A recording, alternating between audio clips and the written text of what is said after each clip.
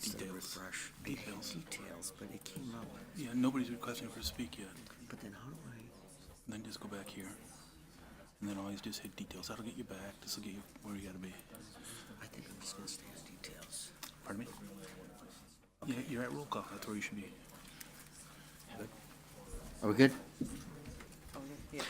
All right, there's 11 of us logged in. As I said, Alderman Nicholson is running late, so we got a quorum.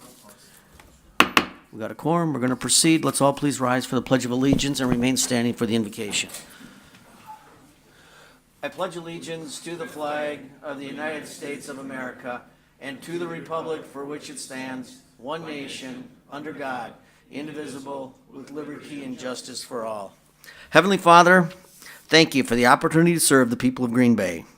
You're the giver of all we possess, the source of our strength, and we're grateful. This Friday, we celebrate National Caregivers Day.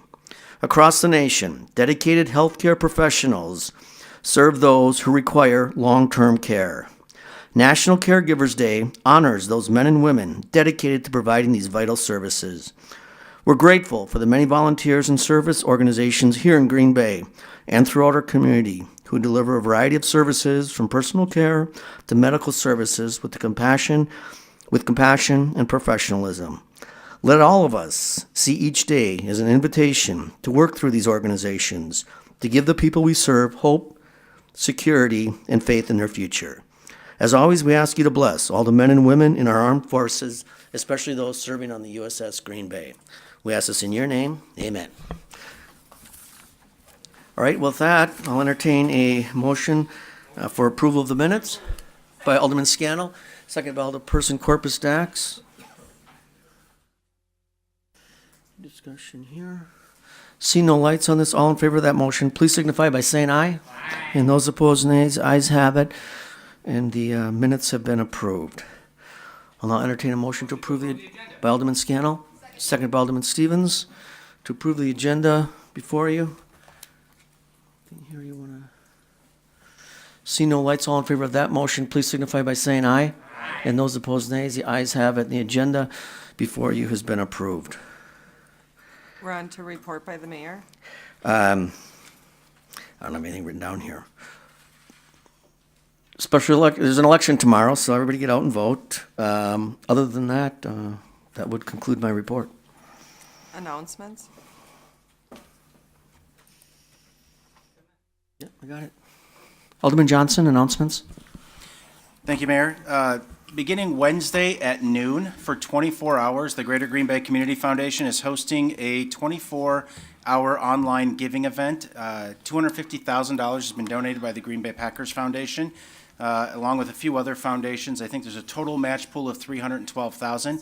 So for all donations made to one of 40 nonprofits during that 24-hour online giving event, it will be proportionately matched by those donors. So I encourage you to get out, givebiggreenbay.com. All right, thank you.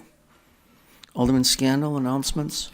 Yes, Your Honor. Just two. Mike, ready, Alderman. Yep, thank you. Just two and a thank you.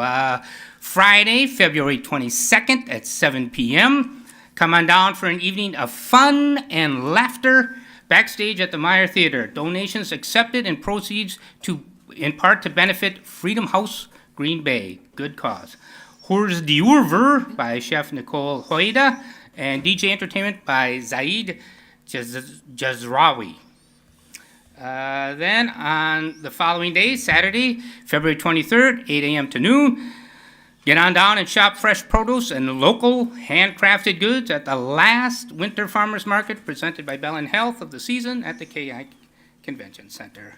And I would also like to thank everyone for all their prayers and good wishes. I had a successful radiation seed implant today. 70 tiny titanium radiated rods were implanted, and I might need to fidget a little bit, so I beg your indulgence or stand up. And if you're speaking and I run to the bathroom, I'm not being rude, I'm being medical, so please forgive me. Thank you. Deal. Thank you.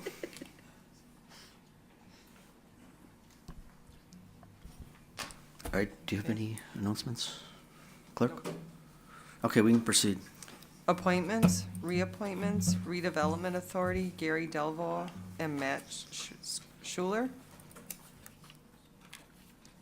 Motion. All right, there's a motion by Alderperson Dorf, seconded by Alderperson Corpus Dax. Discussion here. Seeing none, all in favor, please signify by saying aye. Aye. And those opposed, nays. Ayes have it, and those appointments have been approved. Okay? Public hearings, planning ordinance number 1-19, an ordinance amending the official map of the city of Green Bay to approve a plat of right-of-way for the Erie Road.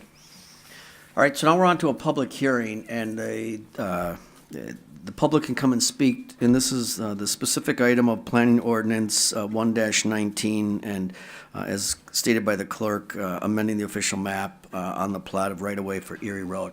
Anybody here tonight who wants to comment or speak to that, this item? Anyone wishing to be heard? Anyone wishing to be heard? All right, we'll let the record show no one came forward.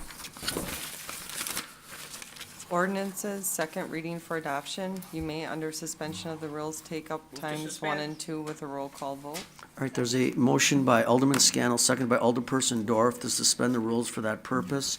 All in favor of suspension, please signify by saying aye. Aye. And those opposed, nays. Ayes have it, the rules are Motion to adopt. suspended.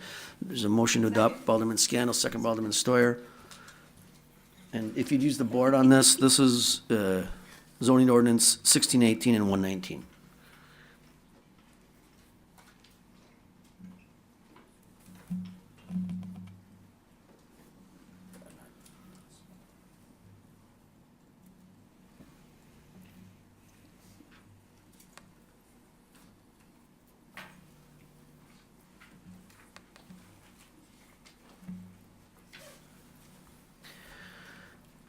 Okay, and those ordinances pass on a vote of 10-1. So, oops. Mayor, if I use the recorder as abstained on item 1 and yes as item 2. Okay, all right, and those, that's noted by the clerk.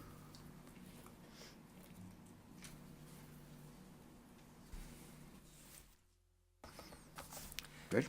Report of the Protection and Policy Committee, February 4th, 2019, and February 11th, 2019.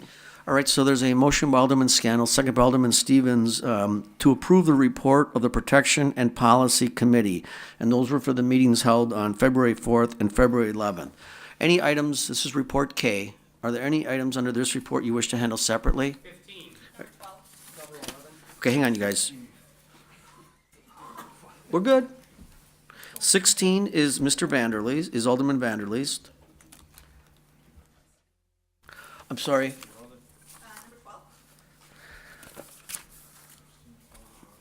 Just wait.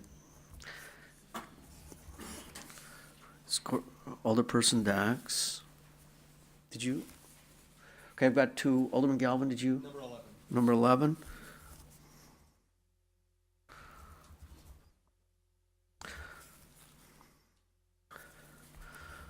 There was one other. There's 11, 12, and 16. 15. And 15 by Alderman Scannell. Okay, so we have a motion and a second to approve Report K, which is the report of the Protection and Policy Committee, all items with the exception of 11, 12, 15, and 16. All right, all in favor of that motion, please signify by saying aye. Aye. And those opposed, nays. Ayes have it. All items have been approved with the exception of those four. So let's begin with item 11. What are your wishes regarding item 11? So we have a motion by Alderman Scannell, second by Alderperson Dorf to approve item 11. Alderman Galvin, you pulled that. Hang on. Thank you, Your Honor. I was at the Protection and Policy Committee meeting when this item was brought forth. Mr. McLeod is applying to transfer a liquor license for an establishment on Main Street. I think in all that was going on at that meeting, I think some things were overlooked. And I just would like to say that this council has a responsibility to all the citizens of our community. And that is, when we're granting these licenses, we need to look at past history, if it's there, of the applicants. And I think we need to look at that hard when recommendations are made from staff for either approval or denial and why they're making those motions. Mr. McLeod has a rather checkered past with various police departments, from owning taverns in the past and also from his own personal issues. He wrote a letter when he was initially denied, in which he made various claims, which some are fabricated and false. And I think if any of you were hiring someone to run a business or interviewing someone to take over a business or something, if they were to refer to items in their past and they were to lie to you about that, even if it was a minor issue, where does that go to show you to the character, the type of person that we're dealing with? Mr. McLeod said in his letter that over 20 years ago, he had an issue with, he was in possession of illegal drugs. And actually, it was 12 years ago. And he said he had some Tylenol. And actually, what he had was Vicodin, for which he did not have a prescription for. But he lied about it in his letter to the Protection and Policy Committee. He said he had some other personal issues with his former partner, which they ran a bar together. And those issues, though, affected that business and the dealings with police tying up city services, while he and his partner hashed out their personal issues in a public forum at the bar. He's been arrested several times for driving while intoxicated. The last was in 2017. He's had 19 interactions in which he was with law enforcement, and in almost every one of those, he was intoxicated. Now, we have an individual that wants to run a tavern. He's in charge of dispensing alcohol. It's a drug, basically, but it's legal, it's acceptable within our society, our culture. But we want the people that are dispensing that to be responsible and to be accountable. Some of his past convictions include obstructing an officer, evading arrest, and again, intoxicated when these things occurred. Now, we granted him the license, but I'm making a motion to deny.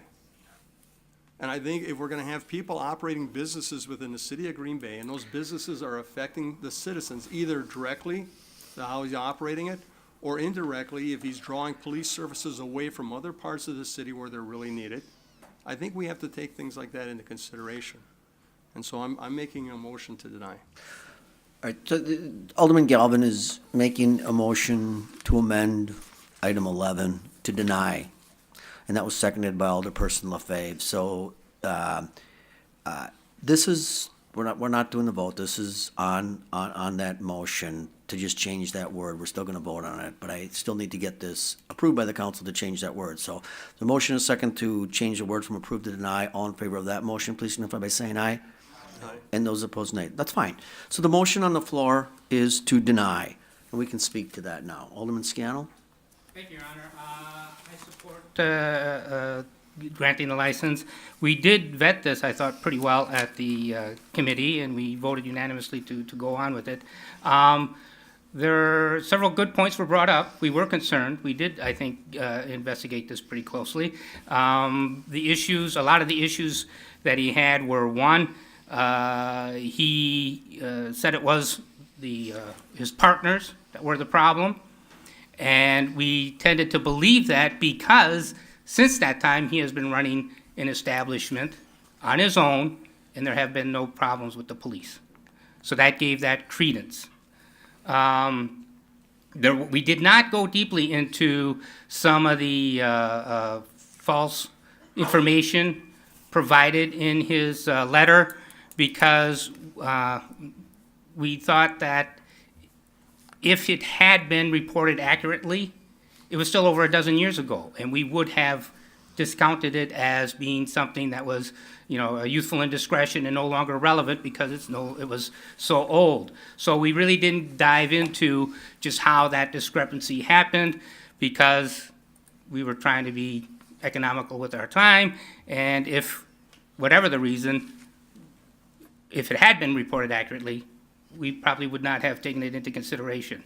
So we did kind of vet this pretty closely, and he showed up, an owner of the establishment that he's going to be running, showed up and vouched for him. So there was a lot that currently is going well for him, and we wished him well, and so I still support giving him the license. Thank you. All right, thank you. Any other lights on this? You see her? I pushed, yeah. No, then it would. Pam, do you have that Alderperson LaFave? Yeah. Look, I'm not saying you need assistance. Can you make sure that that's done right? Should I just It's not withdraw it showing and up. then do it again? Yeah. Show up now? She,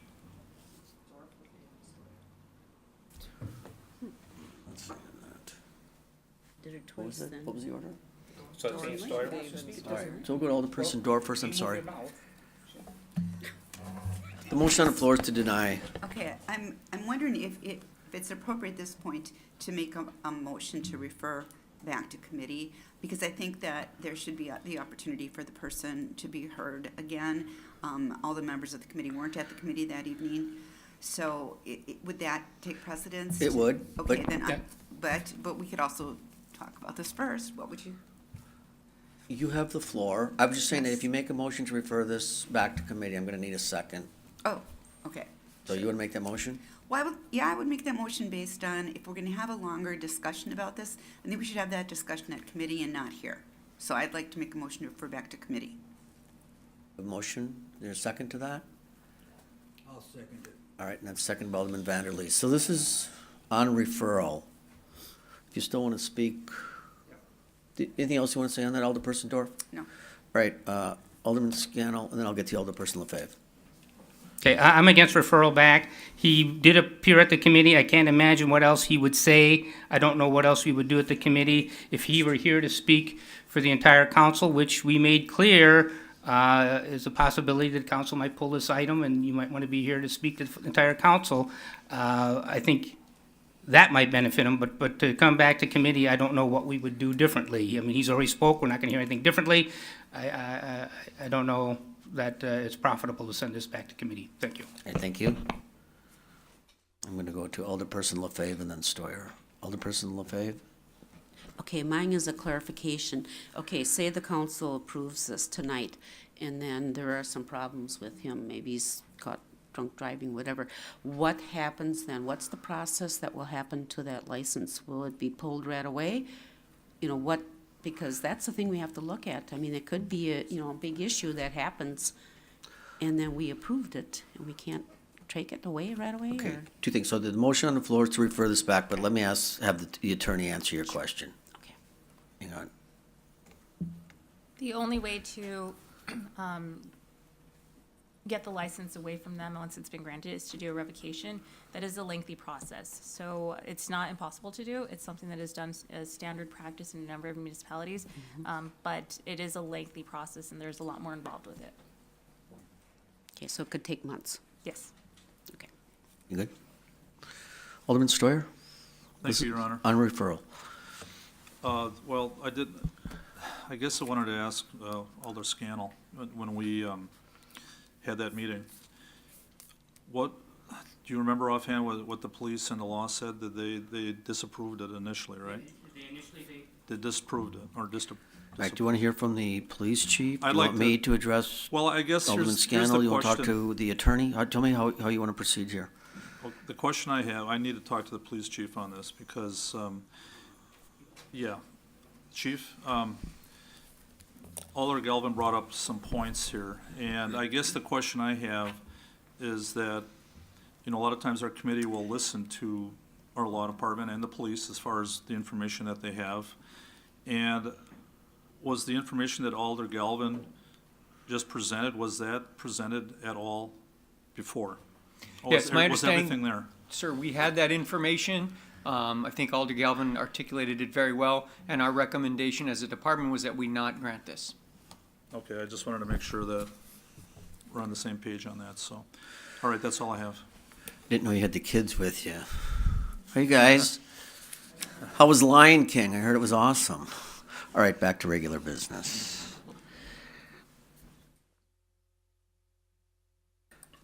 Okay. That is all I see for lights. This is on referral, so there's a motion and a second to refer this item back, and I'm gonna have you use the board on this. A yes vote would send this back to the committee, a no vote would keep it here.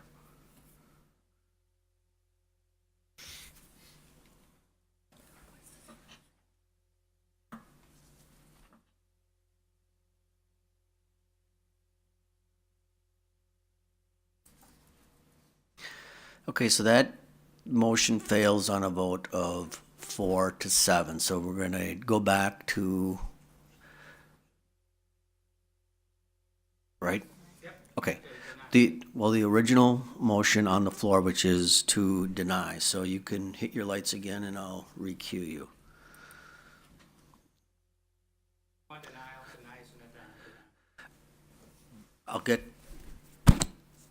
I'll run the meeting, I got 3 more. Yes, a yes vote would deny, but we'll wait for that. Alderman Galvin, you have the floor. This is on the motion to deny. Thank you. And Randy, with all due respect, you think a lot of these incidents happened in the past, and he's shown some steps to correct that. If you even look at the letter he wrote to the committee, he was married in 2013. After that, he's been arrested twice for domestic charges in which he was intoxicated. He met another young lady that he seemed to have a relationship with. They opened up another tavern, and it was mostly in 2017 and 2018 that they ran that tavern. And it was during an argument with her that he became intoxicated at the tavern, left and was stopped for drunk driving in 2017 with a BAC 2.5 times the legal limit. Again, we could say 12 years ago for the drug conviction, even 12 years ago, he feels a need to lie about it to the committee.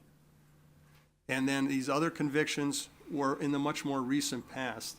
And I'm all about people trying to get themselves going, but I just don't think that, again, it's our responsibility. We're the ones that have to answer to the people if there's issues with this place. And I'm not willing to take that risk at this time. Thank you. All right, thank you. Alderman Weary? Thank you, Mr. Mayor. I know we've talked a lot about drunk driving and how to curtail that as a community and a state, and we talk about sober serving and some of the issues we're trying to do with that. And this one, before Alder Galvin brought it up, had a lot of red flags in it, and for me, that was the big one. He's 45 right now. A mere 2 years ago, he had an OWI. Before that, he had 2 before that, and it always seemed like in his letter described when things became tough, when it was stressful. Well, owning a bar in Green Bay, I imagine, is not going to be a non-stressful thing. I just wait for the next stressful thing to happen and some errors to happen, and guess what? We're the ones who approved it, and too many red flags for me. I'm going to vote no. Thanks. Dr. Kurt, you're going to vote yes, because a yes denies it. Right. I don't have any other lights on, so the motion on the floor is to deny.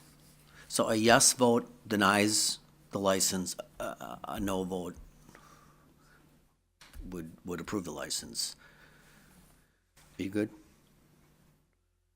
Just for clarification, the no vote would not actually approve it. Still have to take a vote to approve it. Okay, all right. But a yes vote would deny it.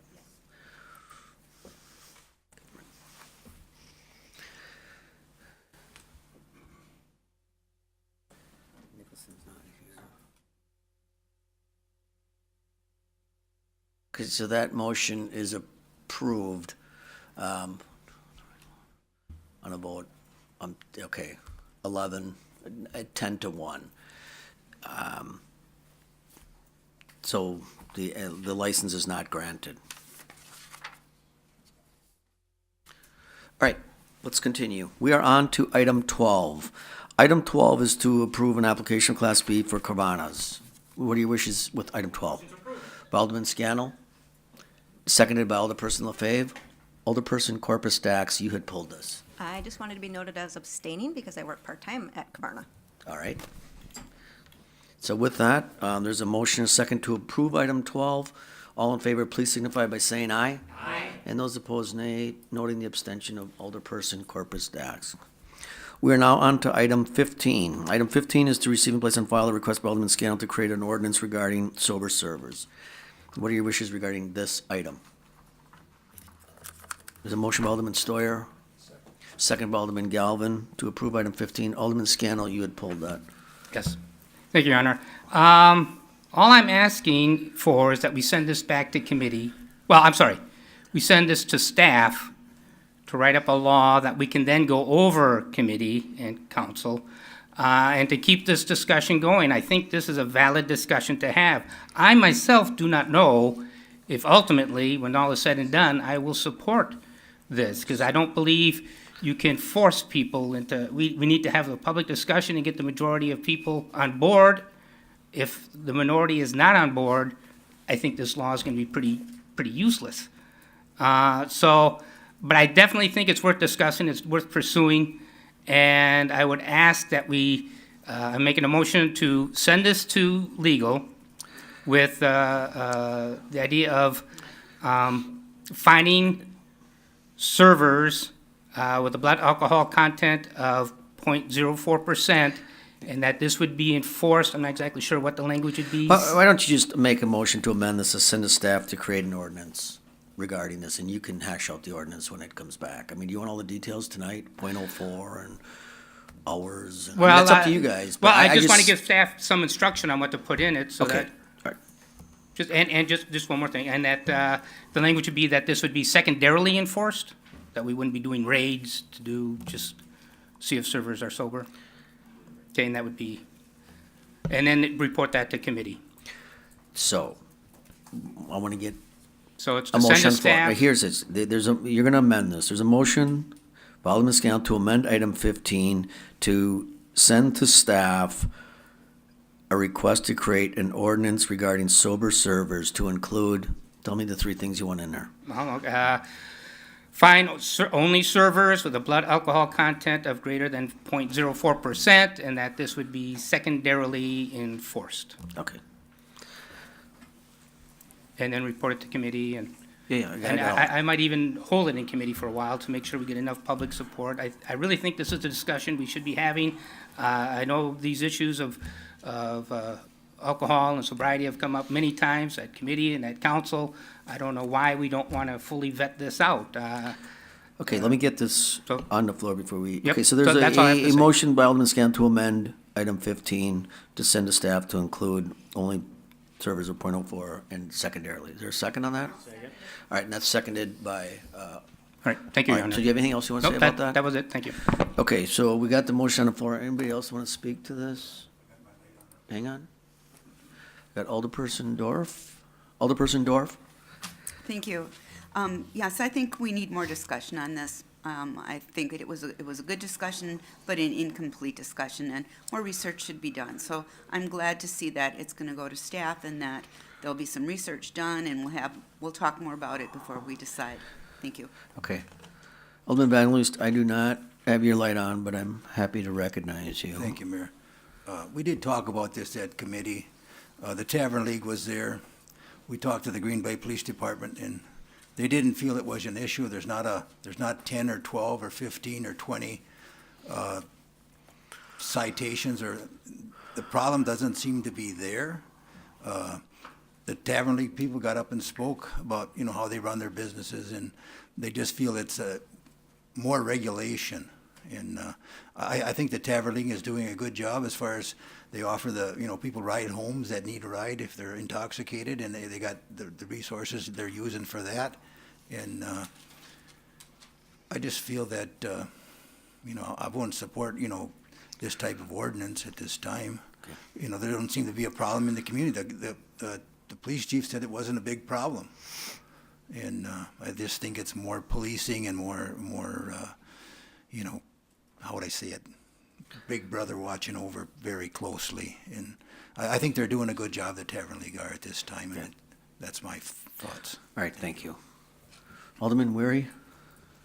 Thank you, Mr. Mayor. I'm in favor of sending this back. I think we should look at this at committee more in depth, and we can hash it out there. I think there's some merits to the proposal. The Wisconsin Alcohol Policy Project is a very good document that I hope is used at committee. They show some of the efforts that were done around the state and in other states, and what can be done. I think we can find some middle ground here that can address that big monster that we've been talking about even on the previous issue. So anything we can do to help it and try and preserve some of the freedoms, obviously that's important, but it's a controlled substance, and we have every right to put controls on it. Thanks. All right, thank you. All right, so we have a motion and a second.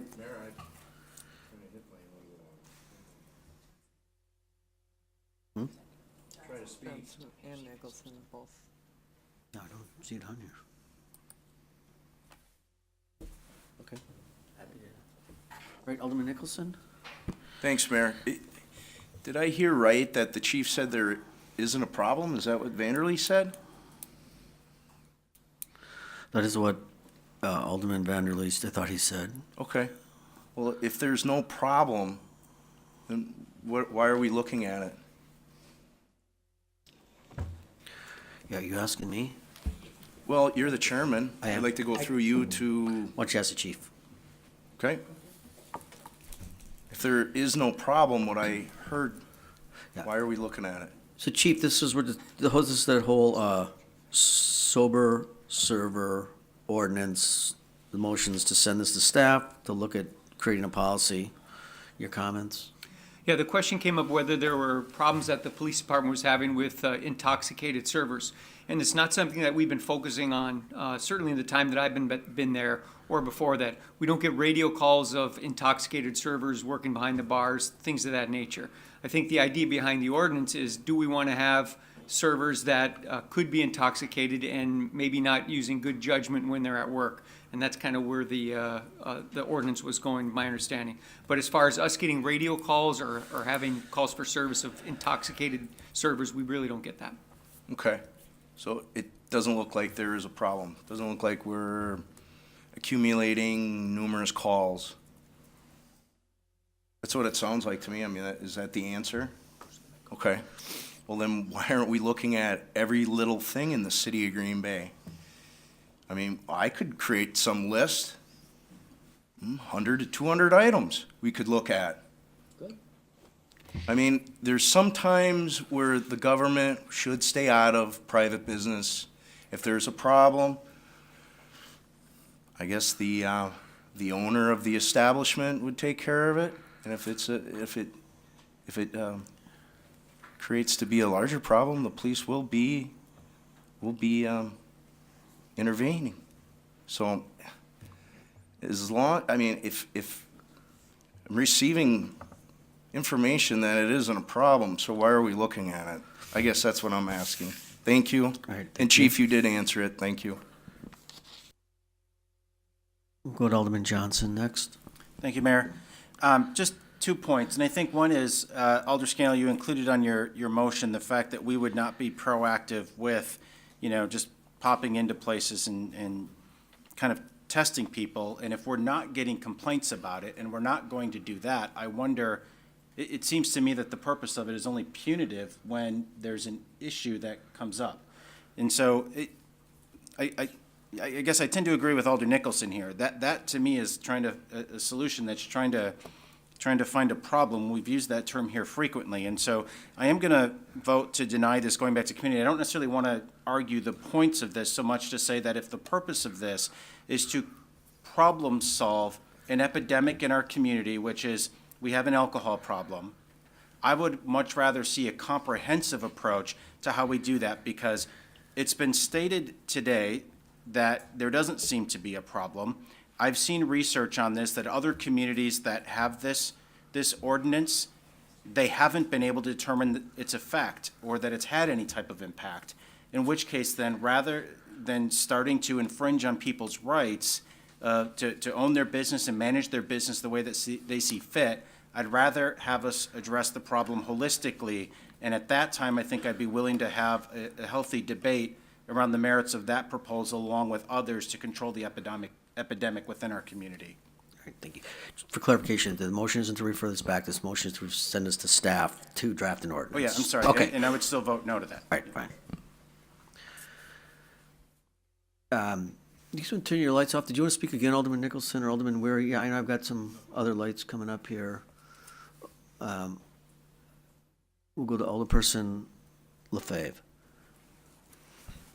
I concur with the last aldermen that have spoken, that I don't think this is a problem. If the chief felt it was a problem, then I can see something doing, but it doesn't do anything.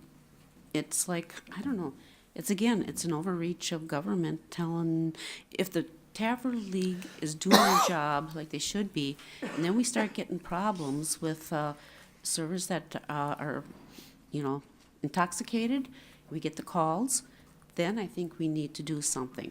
But I think we're wasting our time on this and I'm gonna vote no on the referral, and I would also vote no on this ordinance. Thank you. All right, thank you.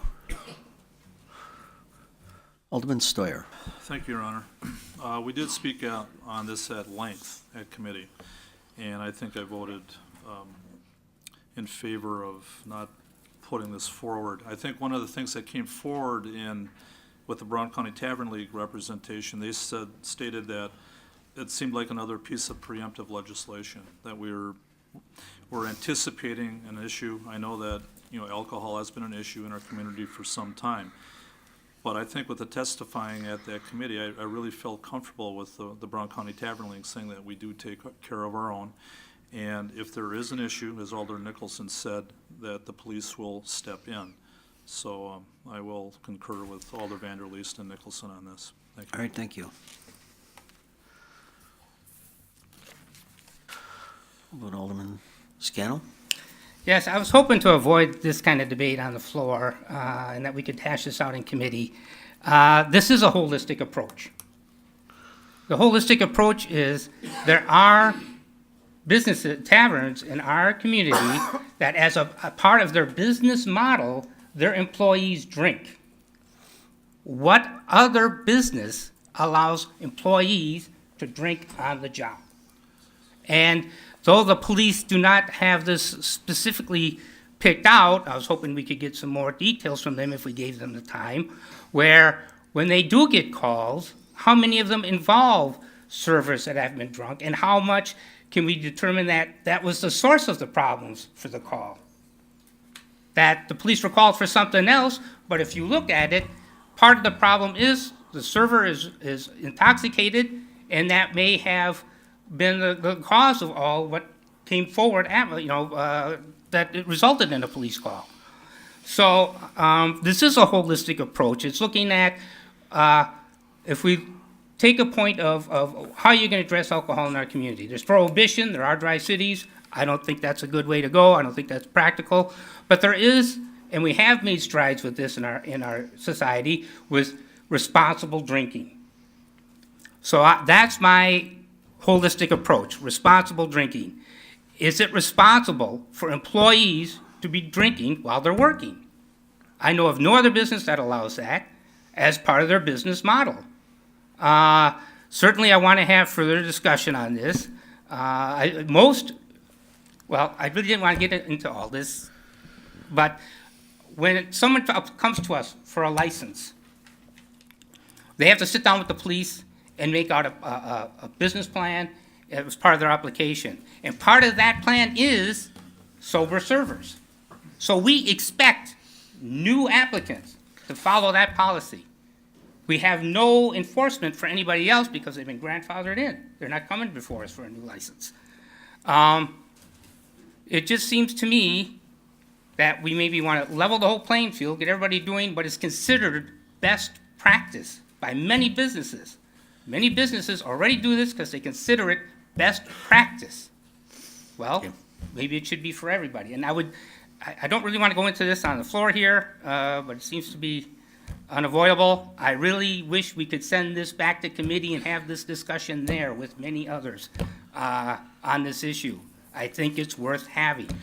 Thank you. Yeah, thank you. Again, it's your motion, it's to send it to staff to create an ordinance. All right, I just want to be clear what you guys are voting on. Of course it will. All right, Alderman Galvin? Thank you, Your Honor. I have experiences with alcohol like none of you have had unless you either were a cop or ran a tavern. I've found servers passed out on the floor with the patrons serving themselves over the top of the bar. We've had servers that were intoxicated and serving people that were falling down drunk. And there's no ordinance against that. They leave it up to each community. Alcohol is a problem in our society, but it's an accepted part of our culture. And I think we have to look at the fact that since we've started the bar tavern plans many years ago, every new bar plan that's drawn up, we require sober servers. Some of your best businesses out there require sober servers.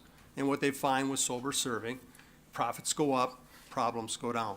Walsall did a study, and over half of their disturbances during that study, over half of the disturbances, the servers were intoxicated. And they were also uncooperative and belligerent with police during that investigation. These are the things we have to think about. Is there a problem? Are people complaining, hey, my server was drunk? No, we're not getting those kind of complaints. Are we getting those complaints when the servers are intoxicated? Well, we have one right here. We just denied his license. He was working at a tavern. His BAC was .22. Now, how cognizant would he be if he was over-serving someone else and allowing him to get in a car and drive away that night? Is that what we want in our community? I don't think so. I think we want taverns to be run responsibly and know that the people who are going there are drinking responsibly and they're not going to be putting other citizens or themselves at risk. And I think this at least deserves a look. There's a lot of research and study out there that we haven't even started to look at. A lot of it's done by UW-Madison, and it's out there for us to read and to sift through. England has done a huge workup on this because they've had so many problems with intoxicated people and the problems it brings. When I was on the police department and I was a community police captain, I did a study on police calls for service in downtown Green Bay, a 6 square block area.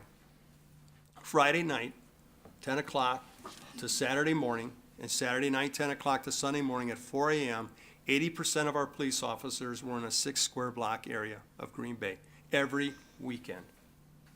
80%. That left 20% to patrol the whole rest of the city and solve any problems out there. So, will having sober servers completely solve all our drinking problems? No. But we have to take steps. It's part of the puzzle. And we have to put these pieces together to try and make this a community that isn't looked on as the drunkest city in the United States. Thank you. All right, thank you. Just defense of the downtown, that was a while ago. Alderman Burnett? Right. Thank Hang on, you. just- okay, Thank you, Alderman Ma- Burnett, go Yes, ahead. thank you, Mayor.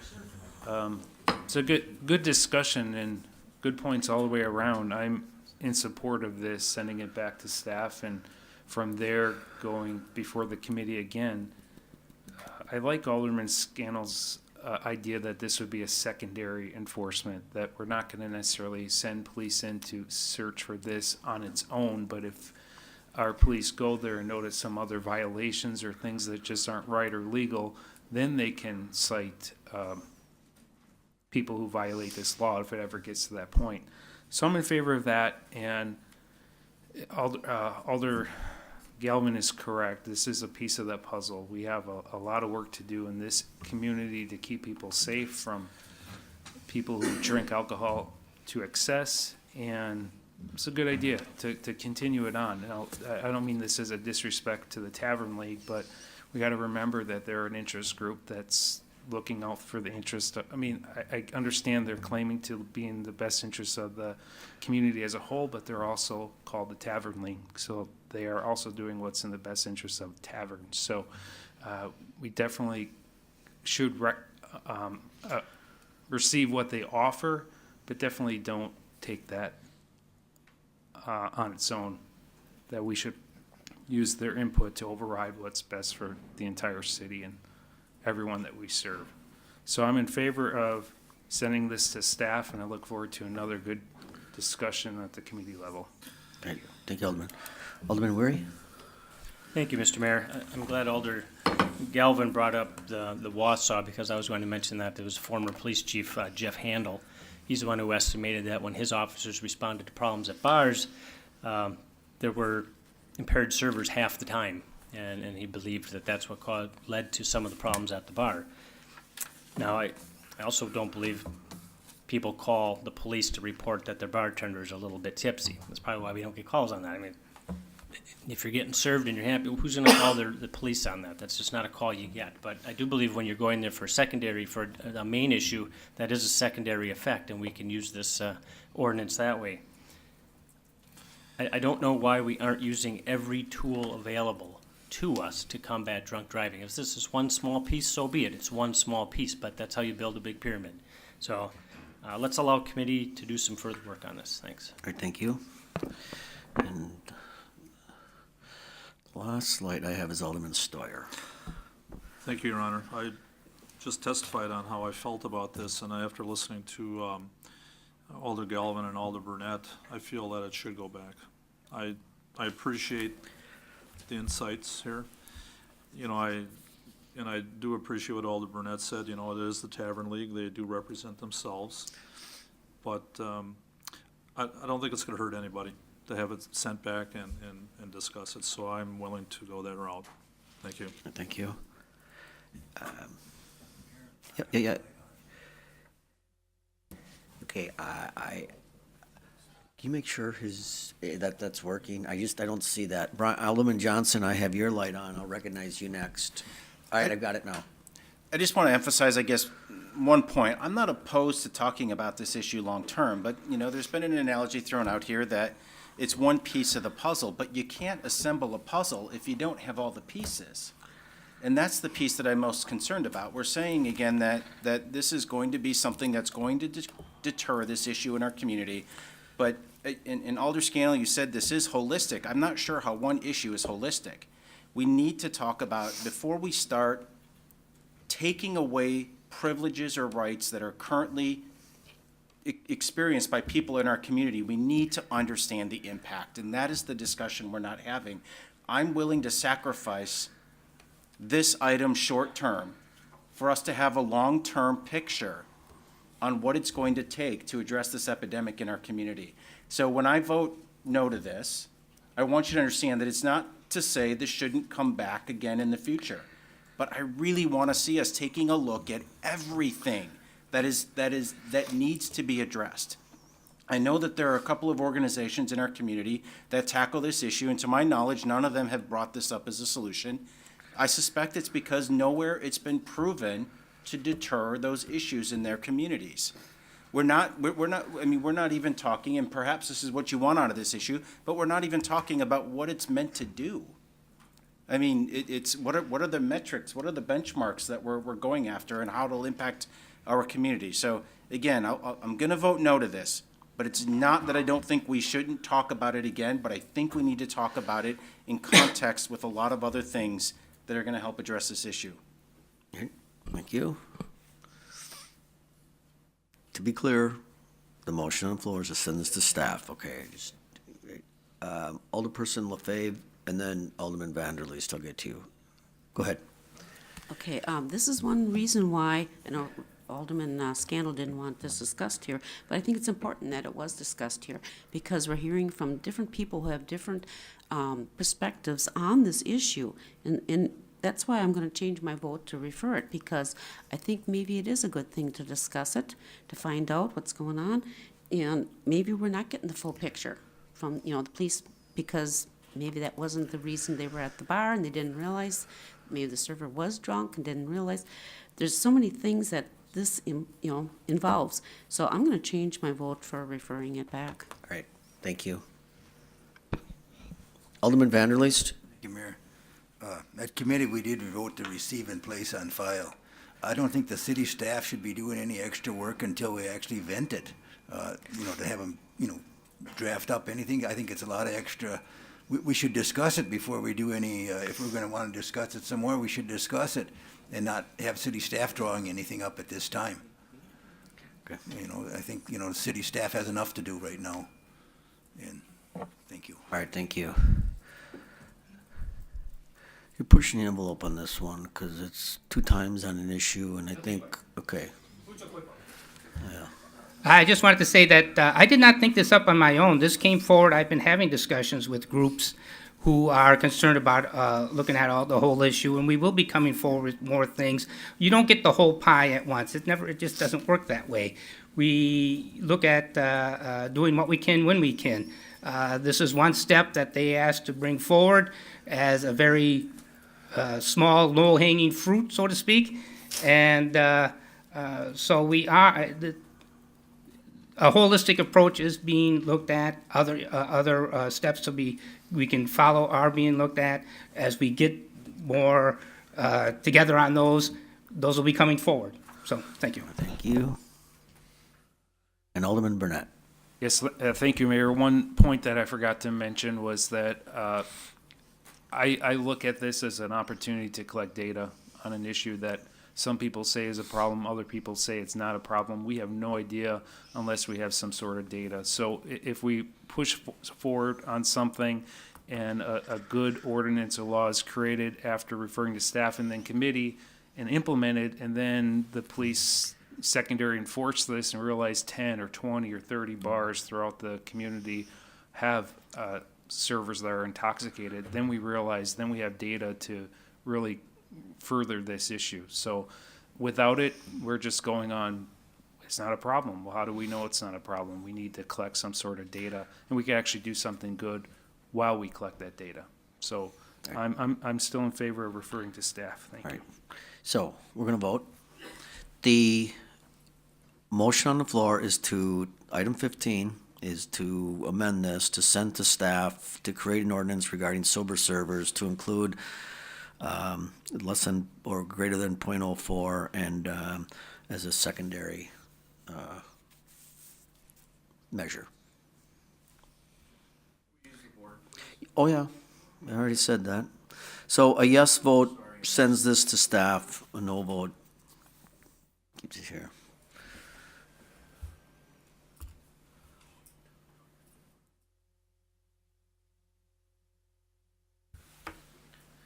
All right, so that passes on a vote of 7-5. Am I right? All right, so that, you will see that again. Thank you. We are now on to item 16. Item 16 is referred to staff on amended general ordinance of 119, an ordinance creating a section relating to leaving keys in a vehicle. So what do you want to do with this? Is the motions to refer to staff. So a motion by Alderman Scannell. Second by Alderman Galvin. Alderman Vanderleest, I think you pulled this. Thank you, Mayor. Again, this is to refer this to staff. Okay. We did have some discussion on this, and I did do some checking in the community, and the sentiment that came back was that people don't want to have a fine if they have their car stolen. And we talked about, at committee, we talked about if their car is stolen, and the Green Bay Police Department retrieves their car, that they should pay the towing fees. That was what I got back from different people in the local area, in my district. And they thought that they didn't care to have a fine, but they would be happy to pay for their towing fees to get their car back. And I think that's where this should go. I make a motion that we do not give them a fine, but we give them pay the towing fees to get their car back. That would be my motion. Mr. Vanderleest, I just, I don't really want to return it back to staff, but we can, but, I feel. well, I think the staff was going to create an ordinance, and then that was going to go back to the committee, and they were going to amend the ordinance. So they would just come back with an ordinance, which was reducing the fine to $50 and a 2-year sunset. Would you like to add something to that, or do you want to oppose this? I don't think we should do the ordinance tonight, because you don't have anything to vote on right now. Okay. So the motion on the floor is to refer this to staff. My input would be that we can return it to staff, but not to try to collect the fine, have the staff, enact the towing fees back to the person. If the Green Bay Police Department retrieves their car, that they would pay the towing fees. At present time, the Green Bay Police are paying the fine, and the citizens are not. Right. According to the chief. Thank you. That'd be my input on that. Okay, quickly, what? I think he's on Yep. to something. The problem with that is that we cannot just find, that would be a separate communication. It's a separate issue, because we would not be talking about just cars with keys left in them. We'd be talking about every stolen vehicle, which is a much broader and really different subject. If Not you- really. He wants this added to this ordinance. Right, but it's impossible to enforce unless we make it every stolen vehicle. We talked about that at committee.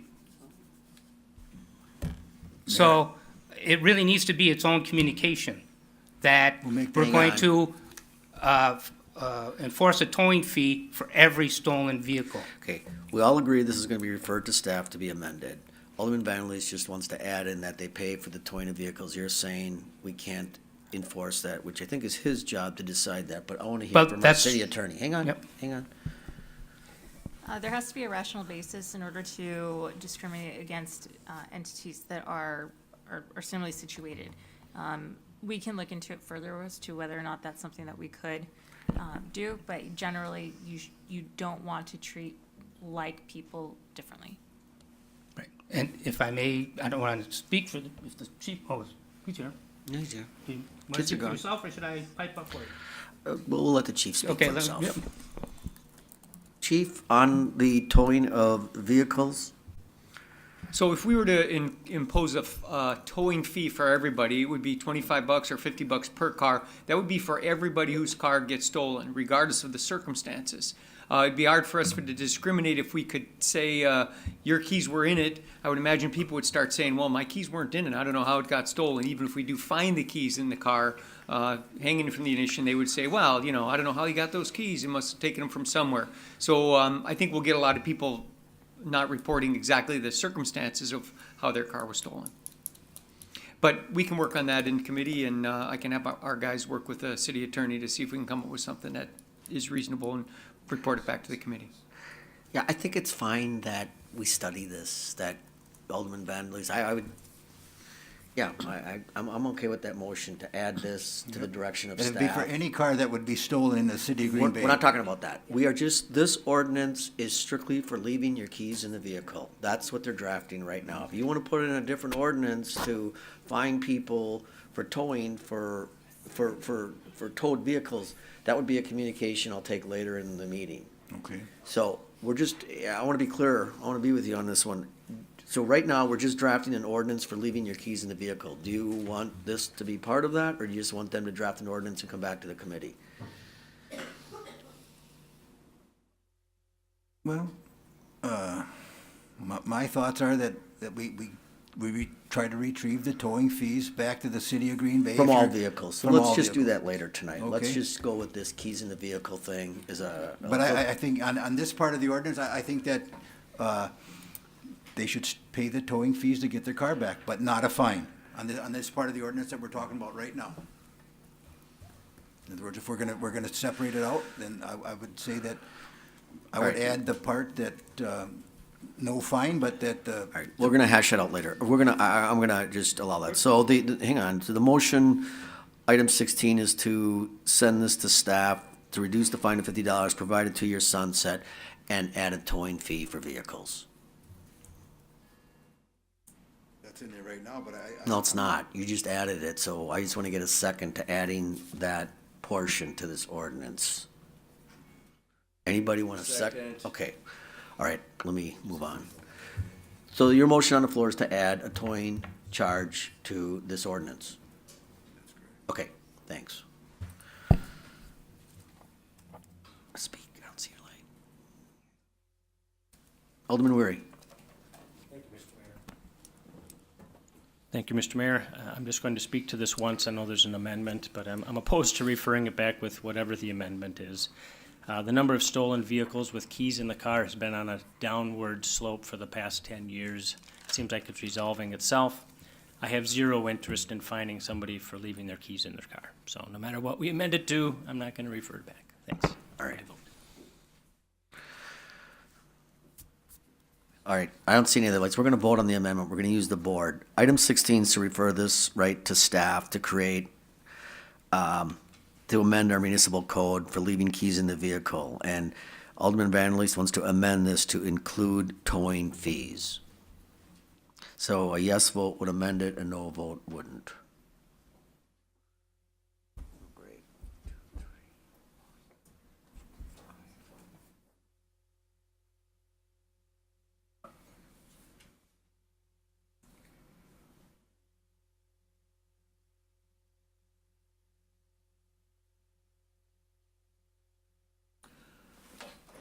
Alderman Nicholson. I got a question, Yep. Chair.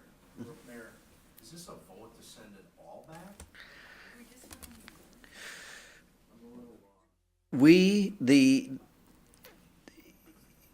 No, it's to amend it, and then we will adopt as amended. He wants to add the towing fee. It's just the amendment. We're gonna vote to adopt as amended. You didn't vote yet. I don't have you registered. Do you wanna clear the board and do this? Right, I'm right on this. That's right. Okay, you guys, we are voting on amending item 16 to add, including towing fees. There was a motion and a second to amend item 16. If that passes or doesn't, we're still gonna vote to adopt as amended or not as amended. You good? Keeping you awake there? You okay? You got it? I only have 3 of you guys voted. We cleared the board, so just vote. Yes vote amends it, a no vote doesn't.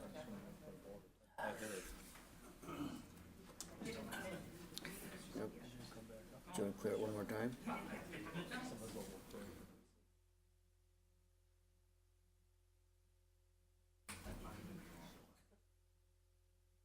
Prostate.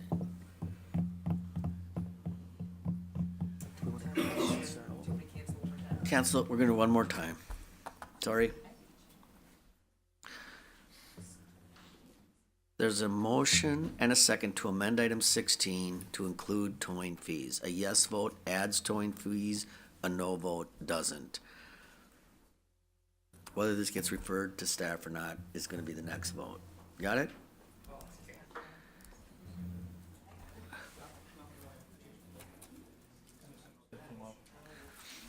I'm not getting any lights on this. Pam? Hang on. Your license has been approved. Scaly Boys is here. That license was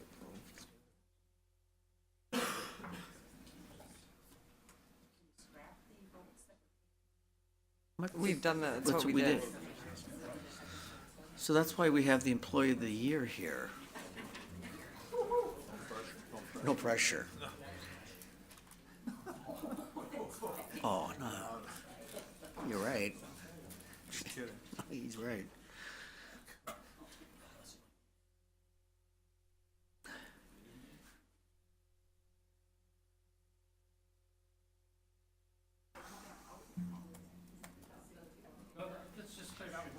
We bought a new voting system for those of you interested in this, and we're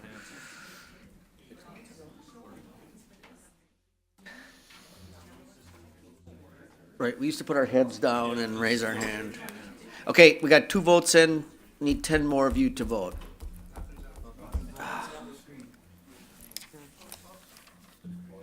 What?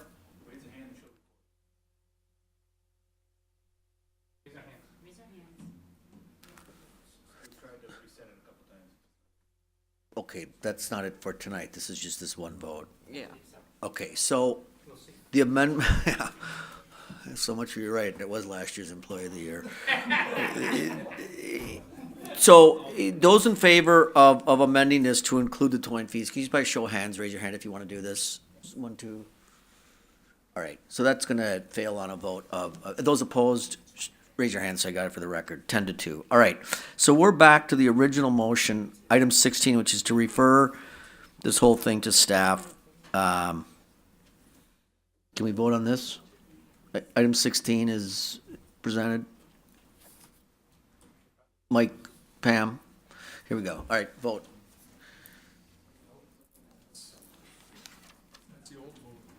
Yeah. That was the old vote. A lot of red. This is to refer the staff, just. not doing the rest of the night on.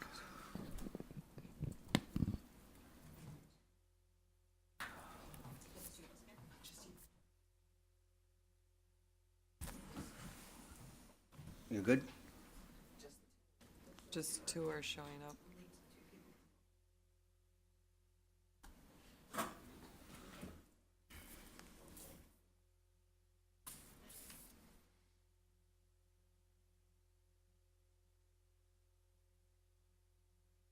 What are you gonna do?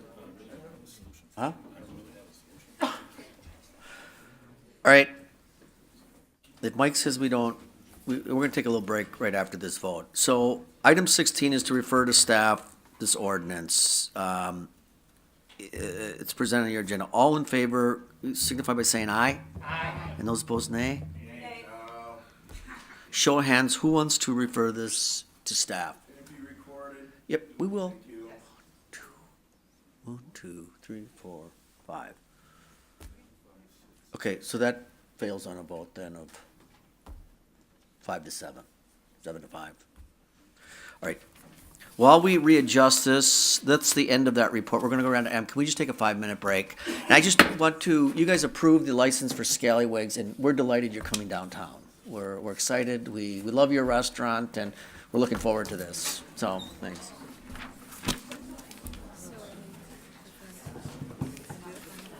No, it failed. The amendment failed, and then they went back to refer to staff, and that failed as well.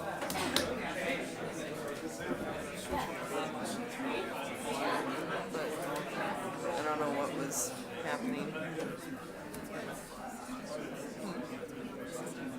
She went to cancel, and started over, and only 2 were showing. So they had to. 1, 5, 6, 7, who was over here voting? I see 1, For 5, 6, 7. for the, all I know is it was 5 to 7. The other. You got 4 yeses? No, there's 5.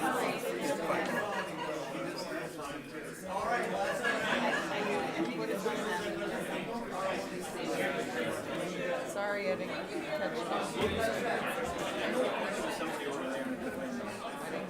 I need to use the bathroom.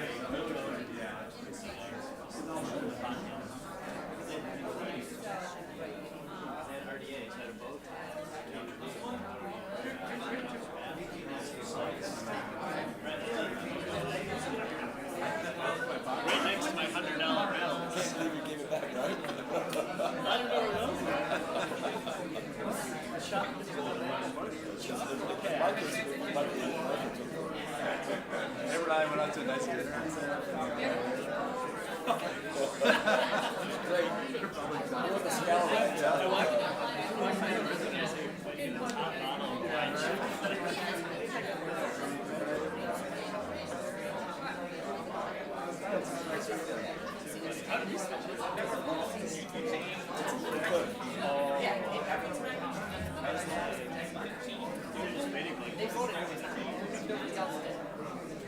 This is the first time I actually got a lot of work done.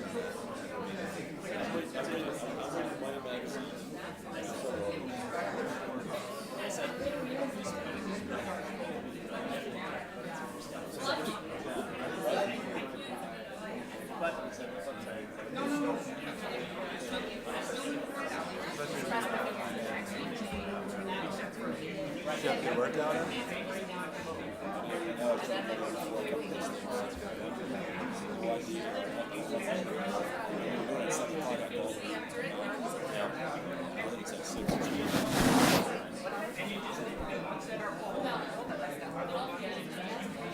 If I don't get over that 4 or 5 times a week, I'm not doing it. Yeah, no, I found that out last year. I took about like 6 months off, and I just started going, and I felt Okay, let me. Yep. Resume.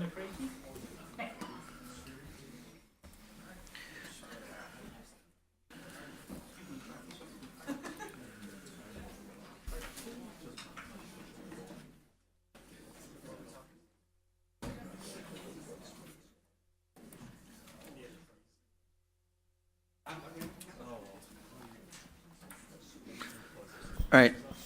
So we're going to continue. We're going to test this system again when we need a roll call vote. But right now, we are on the report L, which is the report of the Protection and Policy Committee. So there's a motion by Alderman Scannell, second by Alderman Craig Stevens to approve the report of the Protection and Policy Committee Report L. Any names under this report you wish to abstain from or handle separately? Hearing none, all in favor, please signify by saying aye. Aye. And those opposed, nays. The ayes have it. Report L has been approved. What are your wishes regarding the report of the Redevelopment Authority? There's a motion by Alderman Scannell, second by Alderman Johnson to approve Report M, which is the report of the Redevelopment Authority, and that was for the meeting of February 15th. Anyone wish to speak to this item? So we have a motion and a second. All in favor of Report M, please signify by saying aye. And those opposed, nays. The ayes have it. Report M has been approved. We're now on to Report N, which is Report of the Improvement and Service Committee. There's a motion by Alderman Scannell, second by Alderperson LaFave to approve report of the Improvement Service Committee for the meeting held on February 13th. Any items under this report you wish to handle separately? Hearing none, all in favor, please signify by saying aye. And those opposed, nays. The ayes have it, and that report has, all 10 items have been approved. We're now on to Report O, the report of the Plan Commission. There's a motion by Alderman Scannell, second by Alderman Weary to approve Report O, which is the report of the Plan Commission for the meeting held on February 11th. Any items under this report you wish to handle separately? Item 1. Okay, hearing none others, all in favor of the remainder of that report, please signify by saying aye. Aye. Those opposed, nay. The ayes have it. Alderman. Okay, all right, with that abstention, so items 2 through 9 have been approved, noting the abstention by Alderman Johnson. So we're on to item 1 of the report of the Plan Commission. There's a motion by Alderman Scannell. Second by Alderman Galvin. Did you want to speak to that, Bill? Did you want to speak to that? Yes. Okay, Alderman Galvin. So, again, item 1, what we're discussing right now for the council and for those in attendance here is to authorize the conditional use permit for the property located at 430 South Clay Street. Alderman Galvin, you have the floor. Thank you, Your Honor. This has been a very controversial proposal for the neighborhood. This is the old Santa Maria Nursing Home. It's roughly 95 years old. It's been there for quite a time. The area, the neighborhood is a real strong neighborhood. It's made a lot of strides recently. There's been a lot of Habitat for Humanity homes put up. NeighborWorks has been very big in that area. We have a lot of young families. We have a lot of people that have lived there a long time. There's some people I've talked to who've been there for over 50 years. And during that time, Santa Maria has been there. And they hardly knew it was there. Occasionally, maybe a rescue squad call, that kind of thing, families visiting loved ones. It closed down. The owners have moved on, and it's been sold to Reverend Rico, who wants to open up the Transformation House. He reached out to me. I sat down with him for a couple of hours one day. The two of us talked about his plans for it. He wants to have a dry facility, and he wants to help men who've had problems in their lives get back on their feet and be productive citizens again in our society and contribute. And I don't find any fault with that. I think it's commendable. We do have problems with people getting out of incarceration, people that have homeless issues, and as a community, we have to be willing and able to support everybody to do the best that they can. My concerns come from the constituents. This thing has been moving kind of on a fast track for them. Reverend Rico did have one outreach night for the citizens to come, and a few did, and they liked what they heard. But some weren't able to make it. I wasn't able to make it. It was scheduled on a night when we had city council. And many of the residents either weren't aware of it or they weren't able to make it, and they're very concerned. There's an administrator at the parochial school across the street who's concerned. There's people in the apartment complex that are concerned about issues there. And because of the the zoning in that, he's gonna have to get a conditional use permit. And the city's able to set some parameters, within that, but legally, if he fulfills all of that, then we have to grant it. And I understand that. But my purpose here for pulling this and, is because I wanna make sure we can put all the checks in place that will make those residents, if this moves forward and it does open, that all those residents, feel safe, they're secure, and that they know that if any problem does pop up, it'll be handled immediately and taken care of.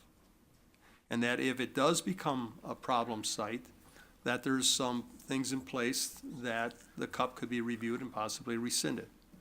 But I want whatever's there to be successful. Understand, in the best world possible, I'd love to see that place rehabbed into condos or apartments, paying taxes and that, helping out the community in our city that way. But that's not gonna happen. And so it looks like, moving forward, that the Planning Commission granted the CUP, but it didn't have all the things in place I would like to see. And I was told that we either have to place them within the CUP, or Reverend Rico has to agree to put them in his operating plan. And we can hold them accountable to either one. And some of what I'm looking for, or maybe before we get that, I know there's a lot of people here who would like to talk, and this might be the time to open the floor for interested parties to speak. All right, so there's a motion by Alderman Galvin, second by Alderman Nicholson to suspend the rules to hear from interested parties. All in favor of that motion, please signify by saying aye. Aye. And those opposed, nay. So, for those of you here tonight, and thanks for waiting, I know I talked to you, some of you earlier, and I guess I thought that was gonna go a little bit quicker, but here we are discussing the report of the Plan Commission, and this is for the conditional use permit for 430 South Clay Street. And as the Alderman explained, this would be something that needs to be approved by this body. So if there's anyone who wants to speak to that, if you'd keep your comments to 3 minutes, we'd appreciate that. If you just want to come to the podium here, and if you have some thoughts to share with this body, we're happy to take your comments. So anyone from the public can stand up and say, I like it, I don't like it, or this is what I'm concerned about, and we'll take that all into consideration before we vote. So if you could state your name and address, please. Hang on one second. I don't know if I need this, I'm pretty loud. Thomas Beverly, served 24 years, 7 months, 11 days. Hadn't counted much more than that in the Navy. I've met you several times before. I know a lot of the people here. I've seen you. But then I've worked with Pastor Rico, helping him get young men trained, ready for the workforce. That's what I do. I'm a global career facilitator. You know what that means? I help people. I'm a career coach. So being a life coach and career coach, I've seen a lot of success stories. I did plan, and I do have a series of things that I'll help him do there, which is career services, getting them back in the workplace. I work at the job center, but I'm willing to do it on a volunteer basis because I know he's got a successful model, and I trust him. So that's all I got. I can add more, but I think that's plenty for tonight. All right, thanks for being here. Anyone else wish to comment on this, 430 Clay Street? Sir? Thank you for this chance to address you. My name is Larry Fry. I live directly across the street from the facility. I also am a business owner on Broadway, but I have a real concern about this property. This is a substantial change in our neighborhood. First change that we've seen, that I've seen, is in the 32 years that I've lived there. One of my concerns is that in addition to the nursing home and the parking lot, three residential properties adjacent to the nursing home were purchased, but there were no plans on the conditional use permit for the use of those properties. And so, therefore, there are no conditions put on those properties. So we have no idea what the future plans of those are, whether those will remain on the tax rolls, whether they're gonna be used commercially. But if it's the property of Transformation House, that should be also included on their conditional use permit. There were a lot of neighbors that expressed concern about why this property was purchased well in advance of having the permits in place. It just didn't seem like a wise business decision.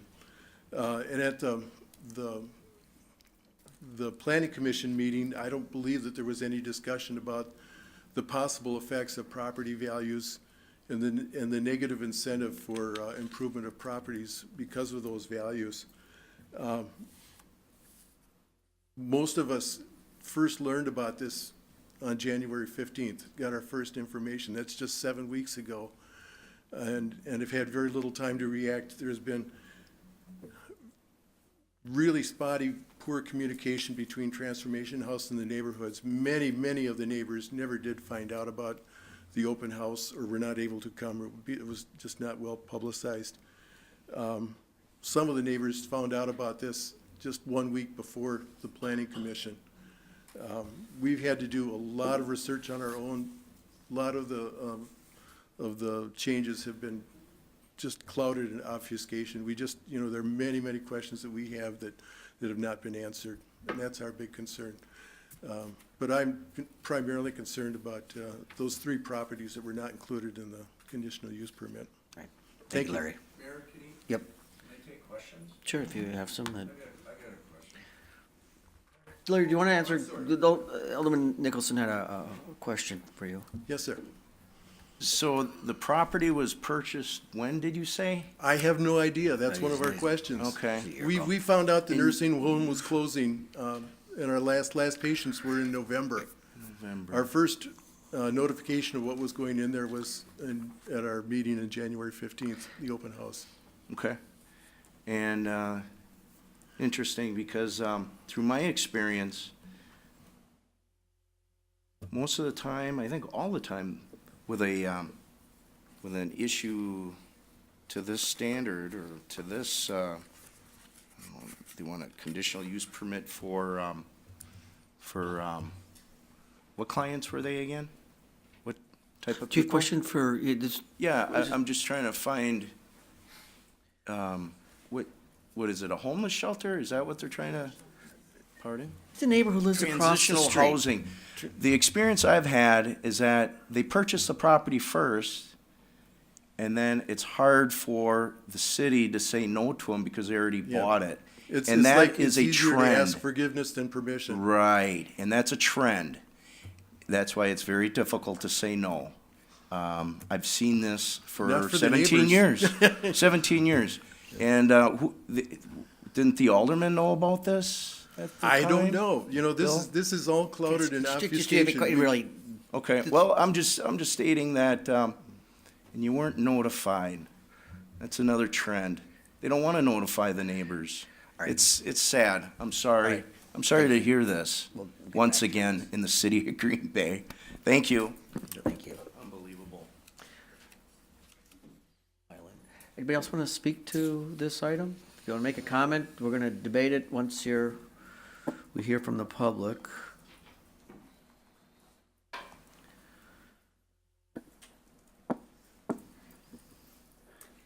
Hi, my name is Julie Sigmund. I live at 445 South Webster Street, Webster Avenue. I've been in touch with Alderman Galvin in regards to just worrying about the safety of my family. We have had several incidences already, even being on the corner of Webster and Chicago. We are very visible, but yet very vulnerable, I think. At this point, I don't even let my daughter go outside just because I'm afraid of what's to come. So all I ask is that you guys close your eyes, picture your neighborhood, your family, how this will affect your everyday life. Thank you. Thanks for being here.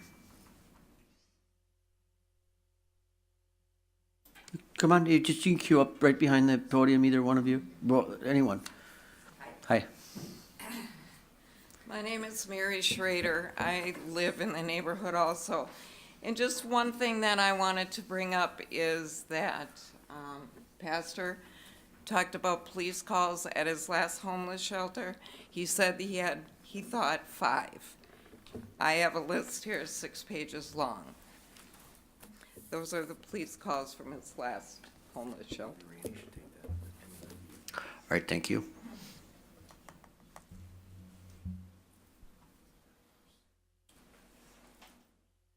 Good evening, Pastor Rico, the director of the Transformation House. And In 2012, January the 1st, we opened up the Transformation House at 436 South Jefferson. There was concerns about the Transformation House then, but the neighbors really didn't know we was even in the neighborhood. We hold a very high standard for the guys there, and it's a no-nonsense. Matter of fact, law enforcement was welcome into our facility at any time. I believe there was one fight in the 6 years that lasted about 30 seconds. There was officers coming there to look for people. There were officers coming outside there, but it wasn't about disturbance, or I might have had someone who didn't want to follow the rules, and the officer would come and escort them out of the facility. But as far as hanging outside, doing any type of disturbance, there wasn't that.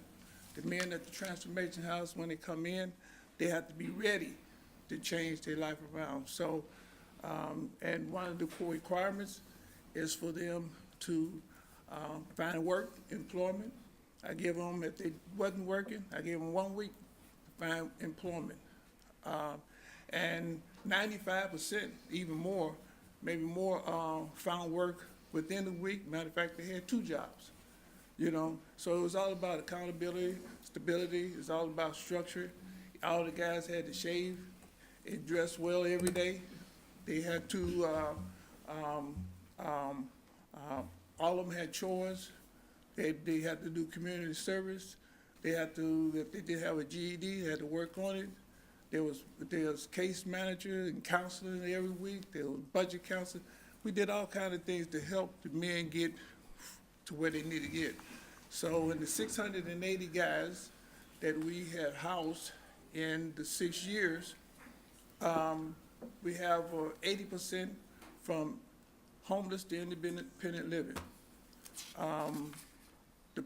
The property that's over at 430 South Clay,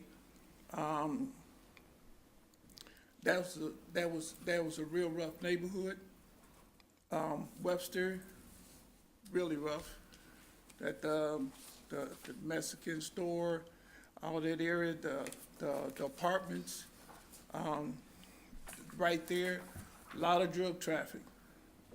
One of the heaviest in Green Bay, I think. When we moved over there, I seen guys out in the parking lot hanging out, and I said, we're gonna have to work with this neighborhood.